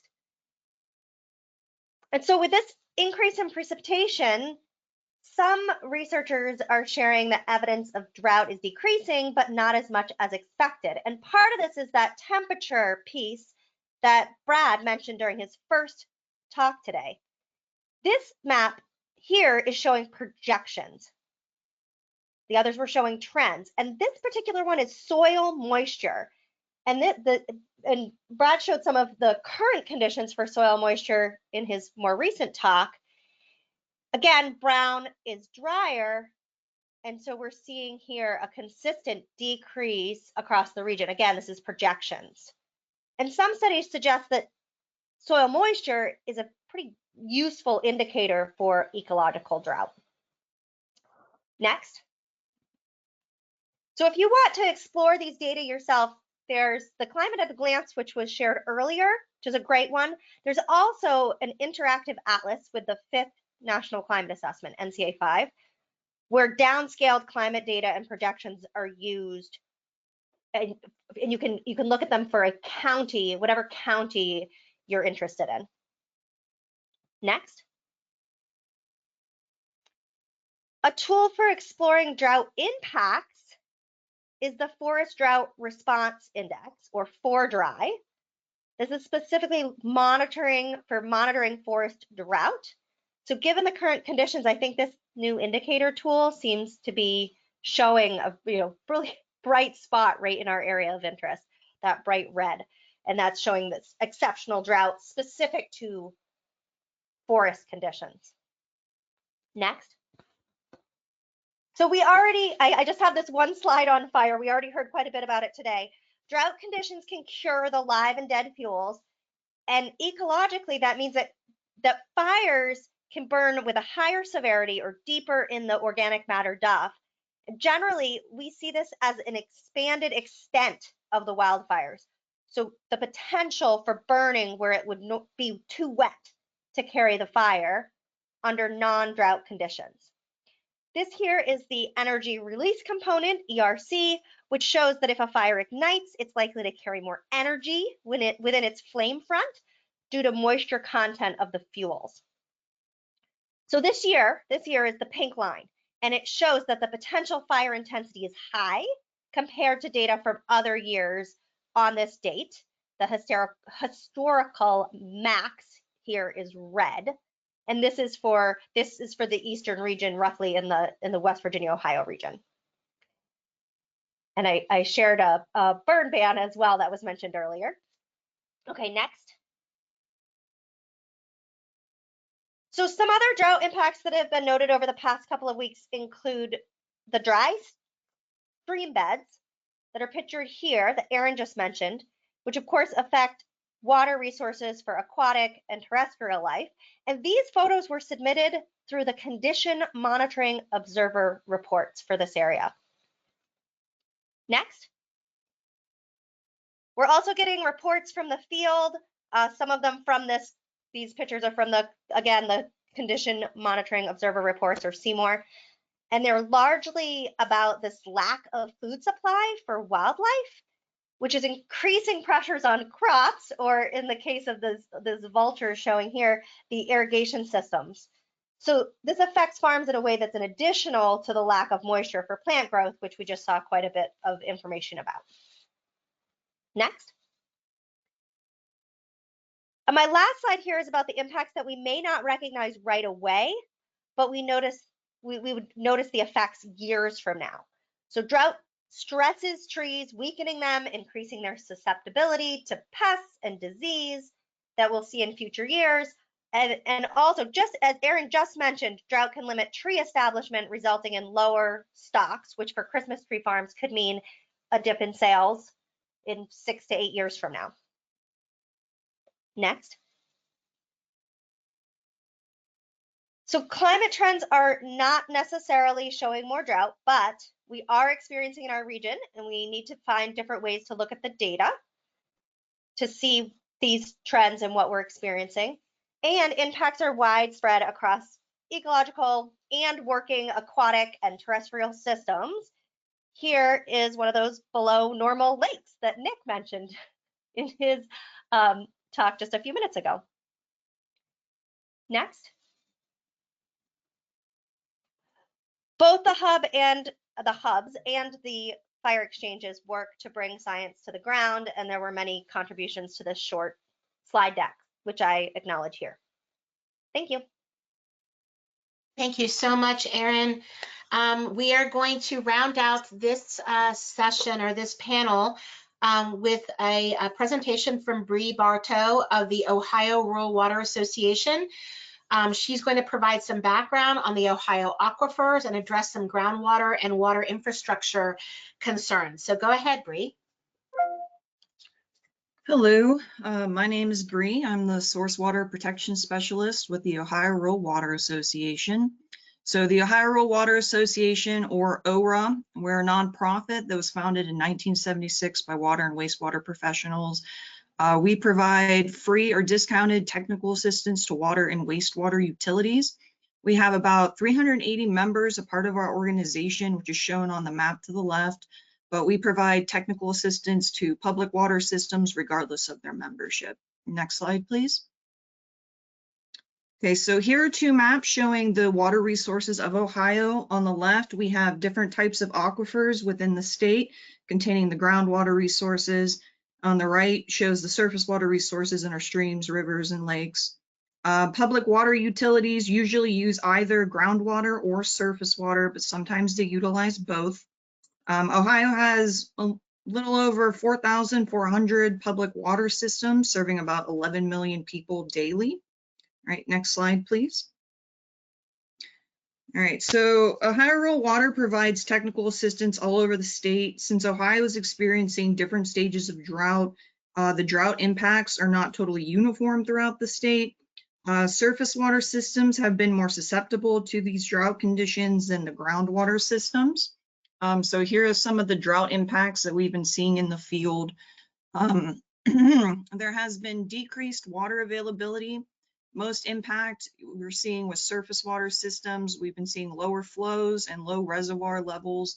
Groundwater levels have been on the lower side, but not extremely abnormal for this time of year. Right now is the dry season. We don't see as much recharge from precipitation.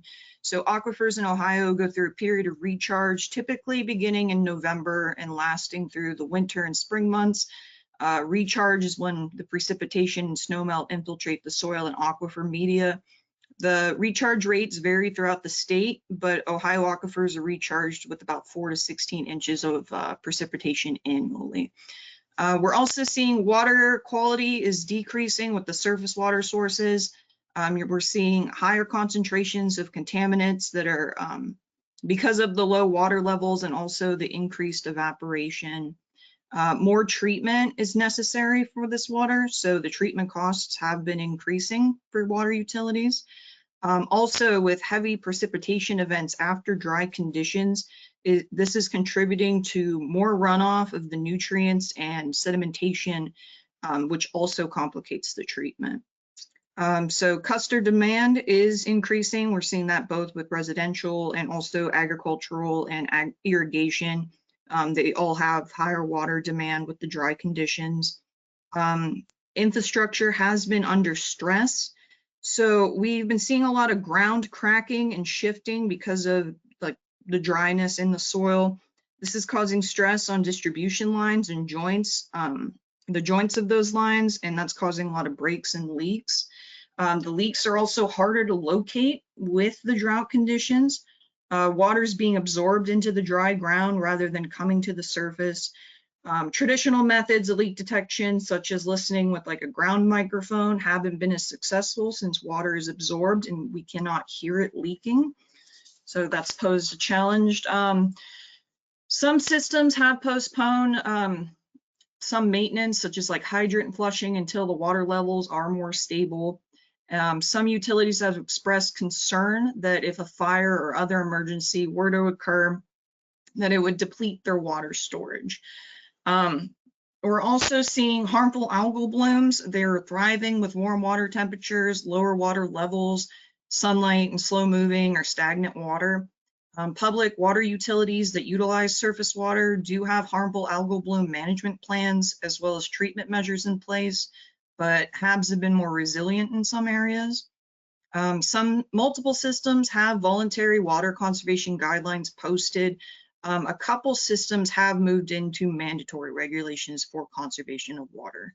Next slide, please. So the Ohio Rural Water Association, we encourage and assist utilities to adopt a plan for drought conditions with source water protection planning.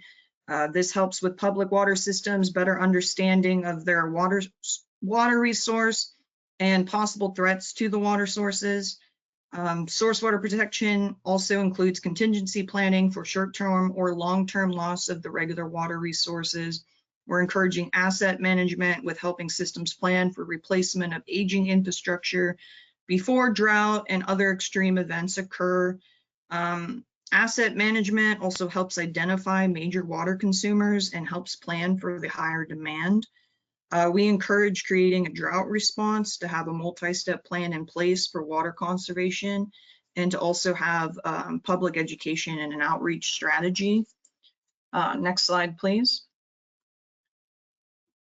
And so the Ohio Rural Water Association, we're going to continue assisting public utilities and help them become more resilient to these drought conditions and other more extreme weather.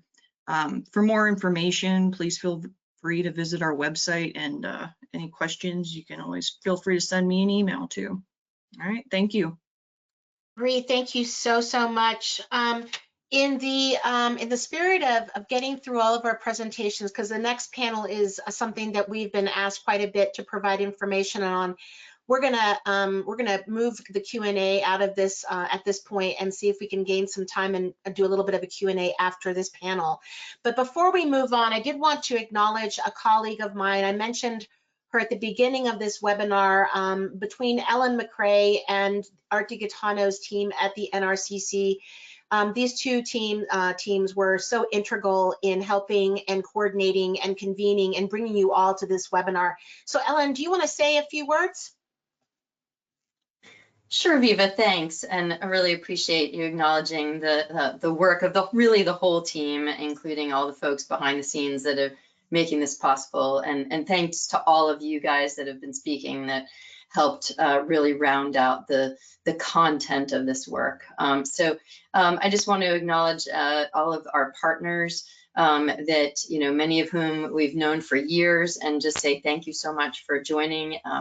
Drought is something that really happens across the weather and climate timescales. And so we just want to acknowledge everybody there. And so I think Viva mentioned, my name is Ellen McCrae and I'm the Regional Climate Services Director. So we coordinate largely with the state climatologists, the regional climate centers, but also all of our federal and state partners that you've heard from and that you will be hearing from for the rest of the webinar. So thank you very much. Thanks again, Ellen. All right, we are in our final session, and in this session, we are going to cover state and federal resources. We will have a rapid succession of 7 speakers from the following agencies: Matthew Blackwood, who is with the West Virginia Emergency Management Division, Brian Baldridge and Robert Hamilton with the State of Ohio Department of Agriculture, Bill Kuhn with FEMA Region 3, Patty K. Wisniewski with EPA Region 3, Kelly DeLucy, USDA Disaster Assistance Programs, and Eric Wall with the Small Business Administration. Our Q&A is going to be shorter for this session, but each of these speakers will share contact information for their offices. We'll also provide that as quickly as we can through the chat box, so check that out. Detailed questions and additional guidance for obtaining assistance may be best handled by contacting them via email or through their websites. So with that, let's go ahead and start with West Virginia's Emergency Management Division. Welcome, Matthew. All right. Well, thank you very much. You can go ahead and advance 2 slides if you would. Go one more, be good. In interest of keeping it short, really kind of looking at some activities, some things that general considerations for emergency management that we've been looking at over the past several months, and things that we are encouraging our partners at the local level. And in some of these mitigation steps, I'm not going to get into all of them, and hopefully they share the slide deck, but these are just some things that we are encouraging everyone to do. And part of that is these mitigation activities tend to be longer range activities. These are not quick fixes, but the importance of considering drought and the hazard mitigation plan that's both at the state level and the local level, so we can start having some of those conversations about what are some steps that we can take to improve or mitigate droughts. And I'll talk more about several of these, but I think the increased forecasting, the partnerships we have formed, as we've talked about, are important. Working with critical infrastructure owners and operators to understand their water demand and their need for water, and how drought may affect operations, if that's power generation, agriculture, if it's chemical operators, things of that sort. And we've heard several people mention the See More submissions. And so, these are just some considerations put out there for kind of mitigation. Encouraging, right now we are working with the public service districts across West Virginia to identify any type of water issue that they may have. And part of that is looking at redundant water supplies that they may have available. So the whole notion of source water protection planning, I think, is something that is critical moving forward. So next slide, if you would, please. Again, looking at some of the preparedness activities. The one I really want to highlight here is the coordinating with stakeholders. Nick mentioned it, and several of the other speakers as well. And this is something that I think has been a really plus this year in West Virginia. Is we have created that disaster task force, which has been instrumental in bringing together all of the stakeholders. We've had meetings, we have weekly meetings, we've engaged different segments of the community, including agriculture and extension, really detailed conversations with the Weather Service, and also bringing in other non-governmental organizations. So I think those preparedness activities as we move forward, I think have been probably the biggest wins so far. But other preparedness activities just put on there for people's consideration and understanding, making sure you understand the drought risks for your jurisdiction, and always being aware of potential funding programs, if that's through USDA or SBA or state programs or potentially even FEMA. But just kind of staying aware of what those programs are and what some of the requirements and restrictions are. Having some of that background knowledge before is important. So go ahead and move to the next slide, if you would, please. And there's really, in a drought, unlike other natural events, there's not quite the definitive line between preparedness and response and recovery.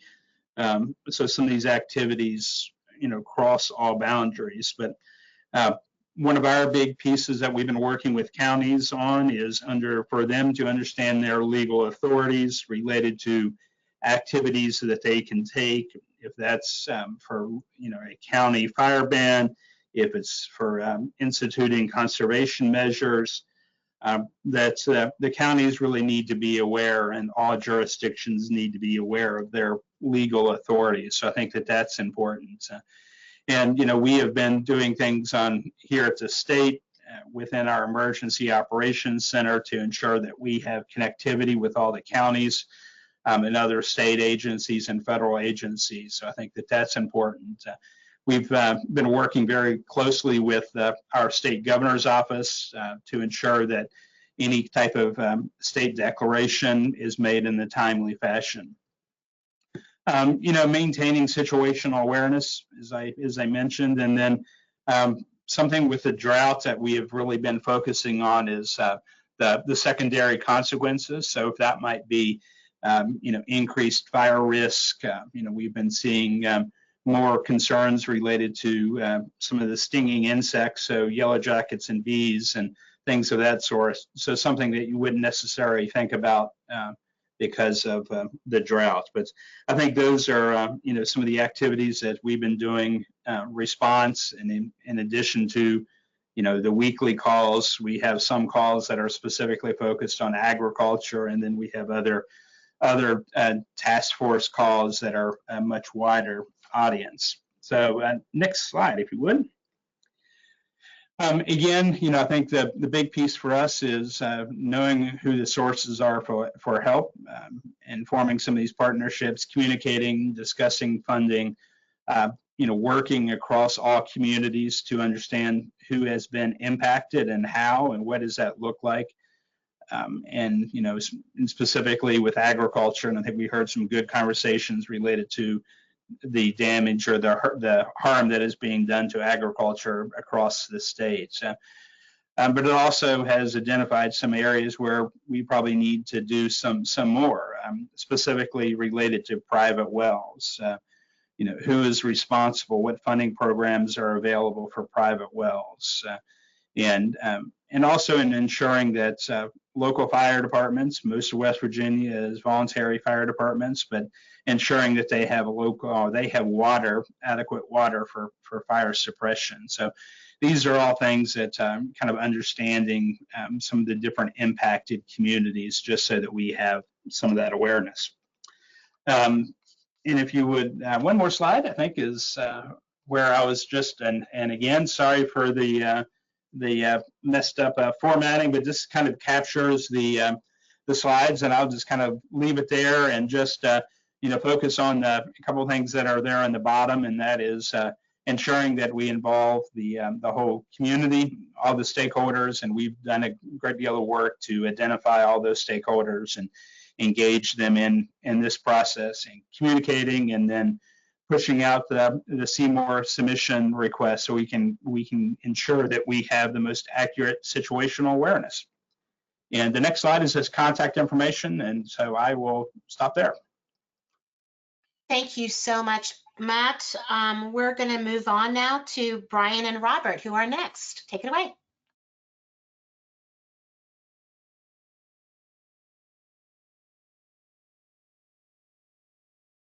We cannot hear Brian or Robert. So this is Robert. Can you hear me? I can hear you, Robert.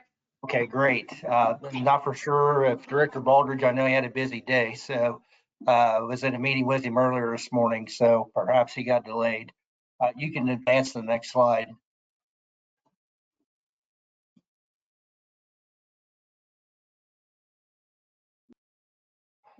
So I won't spend a lot of time on this just because I know Aaron Wilson did a fantastic job of just talking about the ongoing observations we're seeing related to agriculture and other aspects there here in Ohio. But I just wanted to echo Aaron's comment about the good collaboration that we've had.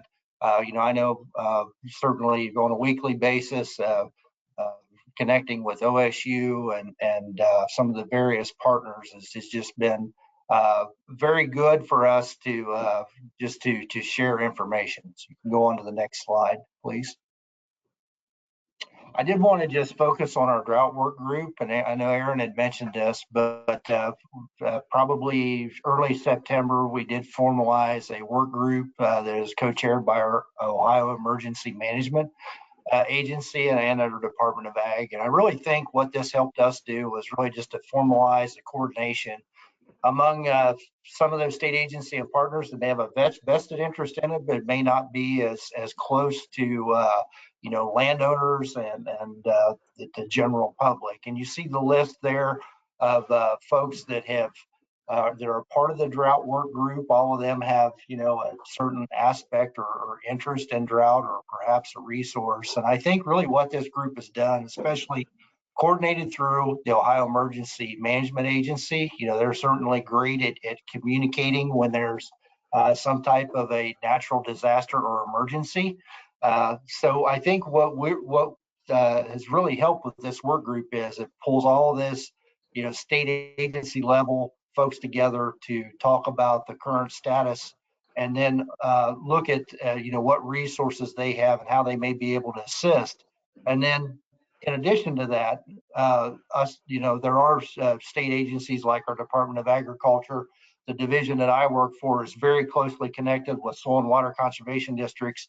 Aaron Wilson certainly represents OSU, and they have presence in every county in Ohio, as well as EMA.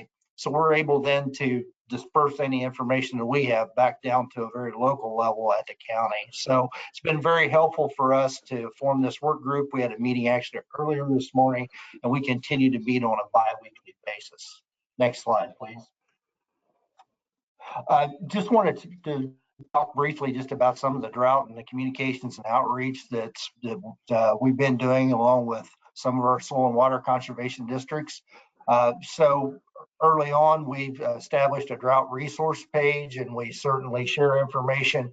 There's various links for USDA information, and really one of the things we did early on, our State Farm Service Agency director reached out to Director Baldridge to see how we could help just facilitate information out to farmers in the area on what type of emergency programs are available, where do you go get assistance. We do have a little bit as well on just mental health during this stressful time for farmers. So You know, we have kind of a one-stop there with drought resources that also links to, you know, OSU Extension's resources, the State Climate Office, and various other different resources there. We did here in Ohio, we had Farm Science Review, which is our largest agricultural show in the state of Ohio. So I know we certainly had a presence there, as well as OSU. Had many discussions with farmers and was able to share information. And one of the things that we really promoted was our Ohio Hay Directory. So if you would go to the next slide, please. Just to talk on our hay directory, really, we on our website, and I know West Virginia, I believe, has something maybe similar to this. So this is our first round with this, but what we're really trying to do is just connect producers that have hay and feed available with producers that may not have it. So we created this hay directory. I think as of last night, we had about 93 postings on this site that just gives some general information about the type of hay that a producer has, a little bit of description there on the bale type, how much is available, and then just some contact information. And overall, we've gotten a good response from this. We feel like we certainly would like to have more. And as probably all of you know, as we are getting in here late into the growing season, you know, the need to feed livestock is certainly not going to go away. So, you know, we're going to continue to keep up this hay directory for as long as it's needed, which we expect will obviously go on here during the fall and winter months. So I think that's it on our end. I don't know if Director Baldridge was able to join or not. Dr. Baldridge, are you on? I don't believe he was, but Robert, I just want to say thank you again, and we appreciate the time, your time, and the information you provided. We're going to go ahead and move along to invite FEMA Regions 3, Bill Kuhn, to present to us. Yeah, thank you. Good afternoon, everyone. This is a fantastic webinar. As mentioned, I'm Bill Kuhn. I'm a community planner with the West Virginia Federal Emergency Management Agency, FEMA integration team out of Charleston, West Virginia, and then it's part of FEMA Region 3 based in Philadelphia. We provide federal support before, during, and after a disaster. I'm going to broadly discuss some of the resources and actions that FEMA provides when it comes to a drought or cascading events such as wildfires. I just wanted to highlight that this photo here is just a portion of Stonewall Jackson Lake in Lewis County, West Virginia, that we got from Seymour just a couple weeks ago. Next slide, please. So FEMA supports whoever the lead agency is with any particular event. For drought, we predominantly look at USDA as they have the appropriate authorities, programs, and expertise when it comes to a drought. FEMA has two limited recovery programs that it can offer to address adverse economic impacts following a drought. This includes the Disaster Unemployment Assistance, which mostly provides assistance to eligible individuals whose employment or self-employment might have been lost or interrupted because of a major disaster.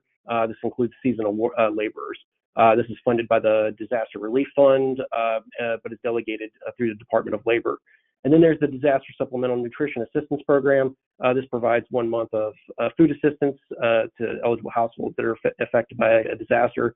And this also funded by the Disaster Relief Fund, but is administered by the USDA. Presidential major disaster declarations for drought are pretty rare, but FEMA is able to provide direct federal assistance such as potable water, sheltering, mass care, health, medical augmentation, and in anticipation of an emergency, it's able to pre-position resources to meet an immediate or unmet need. Take me to the next slide, please. And then, so when it comes to a drought, the majority of our support can be provided through mitigation grant opportunities. I think Dr. Blackwood kind of like alluded to this earlier. The Hazard Mitigation Grant Program, HMGP, and HMGP post-fire, these opportunities are both established projects through post-disaster funding. The Building Resilient Infrastructure and Communities, BRIC grants, those are annual competitive disaster grants funding opportunities that where you can basically propose projects for FEMA to FEMA for selection in there. And one opportunity that's really recent is the Safeguarding Tomorrow revolving loan fund. And this was just announced on September 16th that there's $9 million that FEMA provided to the state of West Virginia in capitalization grants to help reduce vulnerability to natural disasters, and this does include drought. I've listed some potential eligible project types under hazard mitigation assistance programs. I would highlight that FEMA heavily collaborates on hazard mitigation planning with the state and with regional planning and development councils in West Virginia to include drought and wildfire. This includes the state hazard mitigation plan. Next slide, please.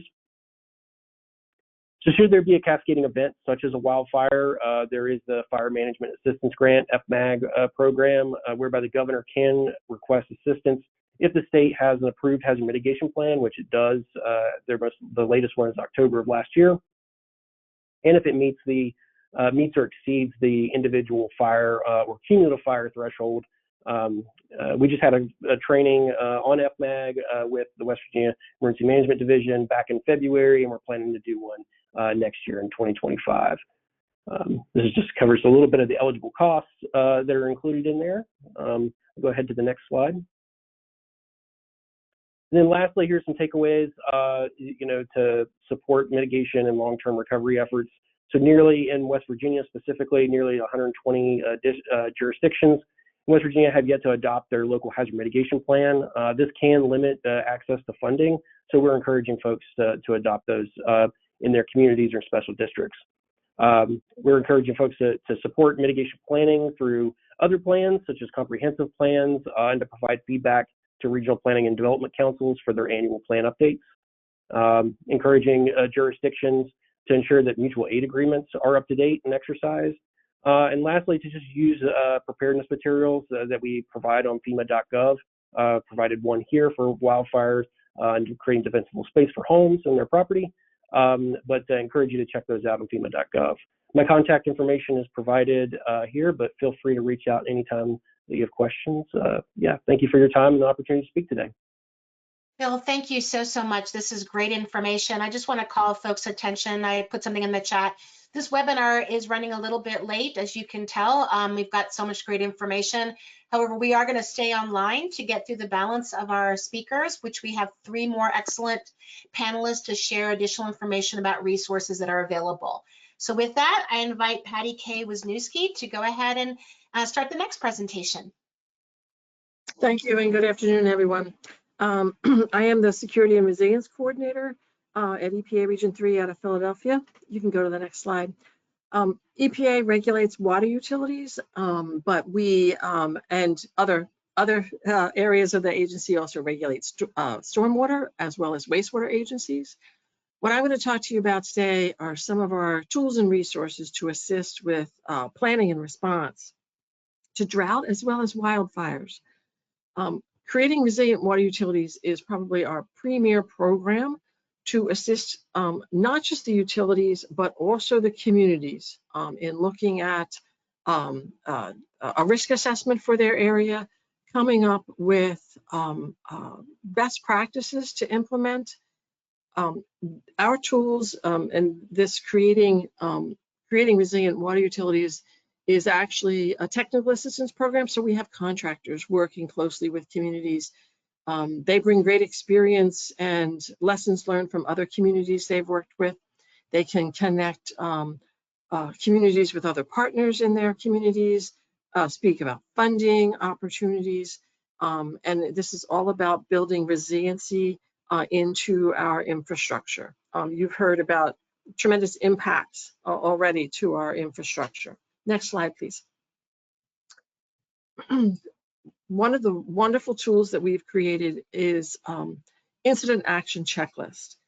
This one that you see is about drought, but we have them for a wide variety of severe weather that could impact communities. The one thing I like about these checklists, they are divided into actions to prepare, actions to respond, and actions to recover. So It might be a little late to do some preparedness given the conditions we're seeing in Ohio and West Virginia, but I still encourage folks to look at these, think ahead for other actions you may need to take. We have a similar checklist for COVID, for pandemics, for cybersecurity, and wildfires. And go to the next slide, please. We are very much concerned about wildfires, not just in drought conditions, but when there are fires. And if you think about what has happened on the West Coast or in Maui, we are seeing damage to infrastructure. We are seeing contamination to infrastructure. One of the other things that was previously mentioned is fires, but also drought can affect water quality, not just the quantity of water, but the quality of water because of additional pollutants and nutrients that are washed into our rivers, lakes, and streams used as a water supply. There can be increased sediment, increasing treatment costs. Conservation efforts only take you so far sometimes, and some businesses can curtail operations such as car washes. But it's important to think about not just the quantity of the water, but the quality of the water.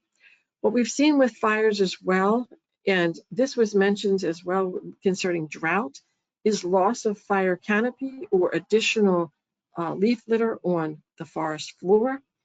And that affects the water supply as well. We've also seen compromise, damage to pipes. Pipes can melt during fires, even a home fire. And there can be the release of materials into the water supply, the distribution system. Next slide, please. Our researchers, actually, I think we might have missed a slide somewhere along the way. There's a slide that speaks to Maui and the West Coast. And if you go back 2 slides, maybe, our researchers are looking at, I'm not sure why we don't have it. Our researchers are looking at what is actually happening to the pipes in our distribution system because they are contaminated. There was extensive sampling, and it's still going on in Maui following the fires out there. Benzene is a common contaminant that's being found. So when you have a fire in your area, that you need to think about sampling, flushing your system, and doing sampling before you put that water service back into use by your customers. I've included this slide with all the links of things that I've mentioned, including we do have grant opportunities. We historically provide money to the state drinking water and wastewater agencies, our state revolving loan funds that are then given as loans and grants to communities for their actions. Resiliency projects are able to be funded by these programs. And go to the last slide. There's another toolbox that we have specifically related to funding, known as CRAFT, Climate Resilience and Adaptation Funding Toolbox, a brand new resource where we've tried to compile information for anybody who's looking for our funding. I think that it's important to consider this when you're doing other investments, building new facilities, expanding facilities. Look at climate and where you should be making investments, but look at a risk assessment and where you can become more resilient, not just to drought, but to the other impacts that the water sector is seeing. And I believe that's all for me. Thank you so much. Patty Kay, thank you so much. And I really, I'm intrigued by your new incident action checklist for drought. We'll definitely be taking a look at that and see if we can get that up on drought.gov as a resource after this webinar. Okay, joining us, yeah, no problem. Joining us next is Kelly DeLucy from the USDA FSA, Farm Service Agency Disaster Assistance Program Office. So Kelly, take it away. Thank you, Viva. Again, this is Kelly DeLucy. I am the Farm Program Chief for Farm Service Agency in West Virginia. I've been invited to review the programs available to farmers through FSA for this drought that is occurring. Next slide, please. First, I'd like to go over our livestock forage program. This covers losses affecting grazing acres. So producers need to contact their local FSA office to determine if their county is eligible This is determined by using the U.S. Drought Monitor. Counties that are in a D2 status for 8 weeks, D3 for 1 day, or a D4 for 1 day are eligible. Producers will need to file an acreage report if they have not already filed one with their office. And payments are based on grazing acres and number of livestock that are owned, leased, or contract grown. Next slide, please. Our Emergency Assistance for Livestock, Honeybees, and Farm-Raised Fish program provides assistance for water, feed, and livestock transportation. Producers must apply for 2024 drought assistance before January 30th, 2025. Producers must provide receipts or supporting documentation for mileage, number of truckloads, amount of feed, gallons of water, and number of livestock. Again, the U.S. Drought Monitor is used to determine eligibility. We encourage you to contact your local FSA office to see if your county is eligible for ELAP. Next slide, please. 2 additional programs available for drought assistance are the Emergency Conservation Program, or ECP, and Non-Insured Crop Disaster Assistance Program, NAP. ECP can help producers with emergency water conservation practices, including wells, spring developments, pipeline, and troughs. The Non-Insured Crop Disaster Assistance Program, or NAP, is our crop insurance program. So 2024 coverage sign-up has ended, but you can contact your local FSA office for 2025 application closing dates. And NAP does cover insurance on forage and grazing acres. Next slide, please. Participants in the Conservation Reserve Program, or CRP, affected by the drought may be eligible for emergency hanging grazing. Producers must contact their local FSA office before any action is taken on CRP acreage. Next slide. Okay, so to summarize, FSA has several programs available to producers suffering from the drought, including help with grazing losses, emergency water systems, transportations associated with additional water and feed, but also the movement of livestock to other farms, and then finally crop insurance. Low interest loans are also available for producers. These loans can help producers replace essential property, purchase inputs like livestock, equipment, feed, and seed, and also cover family living expenses. We encourage the farmers to contact their FSA office for further program details and eligibility, just due to the fact that I am talking to Ohio and West Virginia. Even though they are federal programs, some states do administer them just a little bit differently. The contact information as well as program fact sheets can be found at farmers.gov. And I appreciate the time and the invite to be on this call today. Thank you so much. Hey, Kelly, thank you so much. This is some great information. We get a lot of questions about these programs, so thank you for sharing them with us. All right, we are down to our last but very important last speaker, Eric Wall with the Small Business Administration. So Eric, please proceed.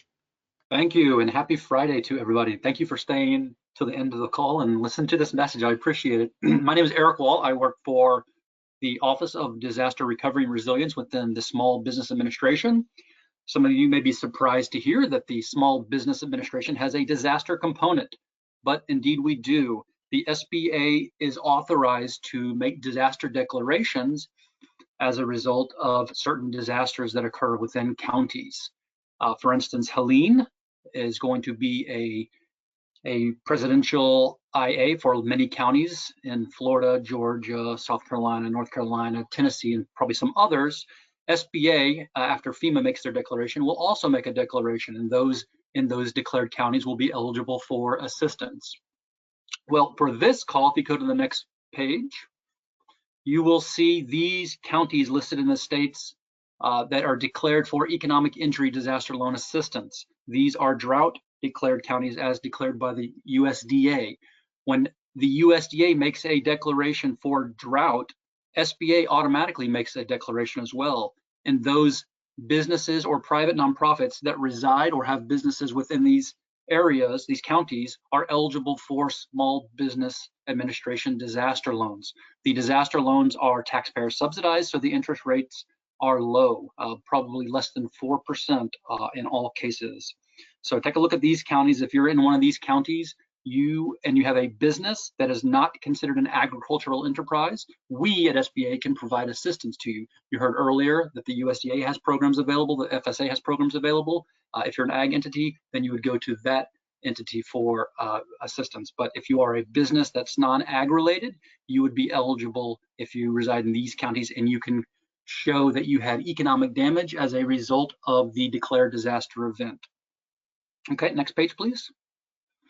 Okay, so as I was saying, the highlighted there in yellow is what the counties that we just saw are eligible for.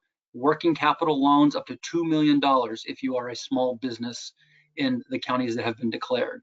As I mentioned to start off my conversation, for instance, Hurricane Helene, if you are a homeowner or a business owner, you would be eligible for a different type, but still disaster assistance up to $2 million as well for homeowners and for businesses. But since we're focusing on the Ohio Valley, in yellow is what we would be eligible for here.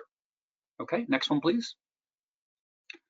All right, there's some text missing, so I'm not sure if you can click through here to have this activated, but not sure what happened there. But basically, I'll look at the icons and kind of talk through them. So we have eligibility requirements. We will pull the business's credit or the individuals associated with the business's credit. We will do a repayment analysis. Since these are taxpayer subsidized, we are required to ensure that the loan recipient is eligible and is able to afford a loan. And then there are some requirements associated with the loan. For instance, if you're putting up collateral, which is not always required, but if you are putting up collateral and you are in a flood zone, then the federal government requires that you must maintain flood insurance for the duration of the loan. There are some other small requirements like that that are a part of the loan. And once you apply, you would talk to your loan officer who would provide all of those requirements to you. Okay, next page. Here is the step-by-step process of applying. It's quite simple. You can just go to sba.gov and navigate to the disaster section. Or if you look at the middle, the left of the screen, you see lending.sba.gov. You can navigate directly to there, and you can see the many lending programs that SBA offers. Of those, disaster assistance is one of the programs. It's in the middle of the screen. You'll click there, and you will see the counties that are eligible for disaster assistance. Again, these are low interest rate disaster loans, typically over a 30-year period. So that's a long amortization period that gives you a much lower payment than if you were working with your typical brick and mortar banks in your areas or across the US. If it is a FEMA declared event, of course, you would navigate to disasterassistance.gov and you would follow the prompts there.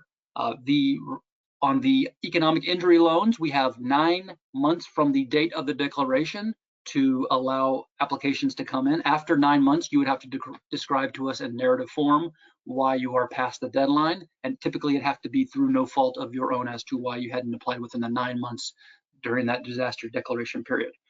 So I would hope that anybody in the area that has had disaster damage, economic damage as a result of the declared droughts, please navigate to sba.gov or lending.sba.gov if you are interested in applying for the low interest rate disaster loan. Okay, next page, please. Okay, and that would be it. So move pretty quickly there. Thank you for your time, and that is it from me. Eric, thank you so much. You ensured that we ended this webinar just as strong as we started this webinar. I learned quite a bit from this presentation, and I'm going to look forward to working with you to get some of these resources linked on drought.gov.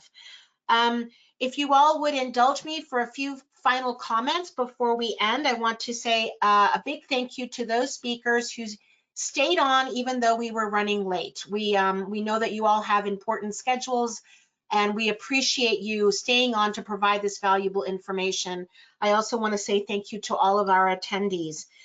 Reminder, this webinar has been recorded. It will be available on drought.gov as well as our YouTube channel, that is the NITIS YouTube channel. In the coming days, we hope to get everything up by Monday, close of business on Monday. An email will be sent out to all of the attendees to notify you of the availability of that recording. Please, if you aren't already, consider staying connected to the offices and individuals that you've engaged with today. We provided a lot of contact information in the chat box. Drought amelioration is likely at some point going to be provided in this region, but the connections made here will lay the groundwork for future collaboration on drought early warning capacity building. I'd like to thank everyone who shared their time and expertise with us today, everyone who worked behind the scenes to make this webinar happen. And as you exit this webinar, you will be presented with a short survey that we would love to get some immediate feedback from you as you exit. From all of us at NIDIS, from all of our partners that you met with today, I would like to thank you all for joining us. And now this concludes today's webinar. Have a great weekend.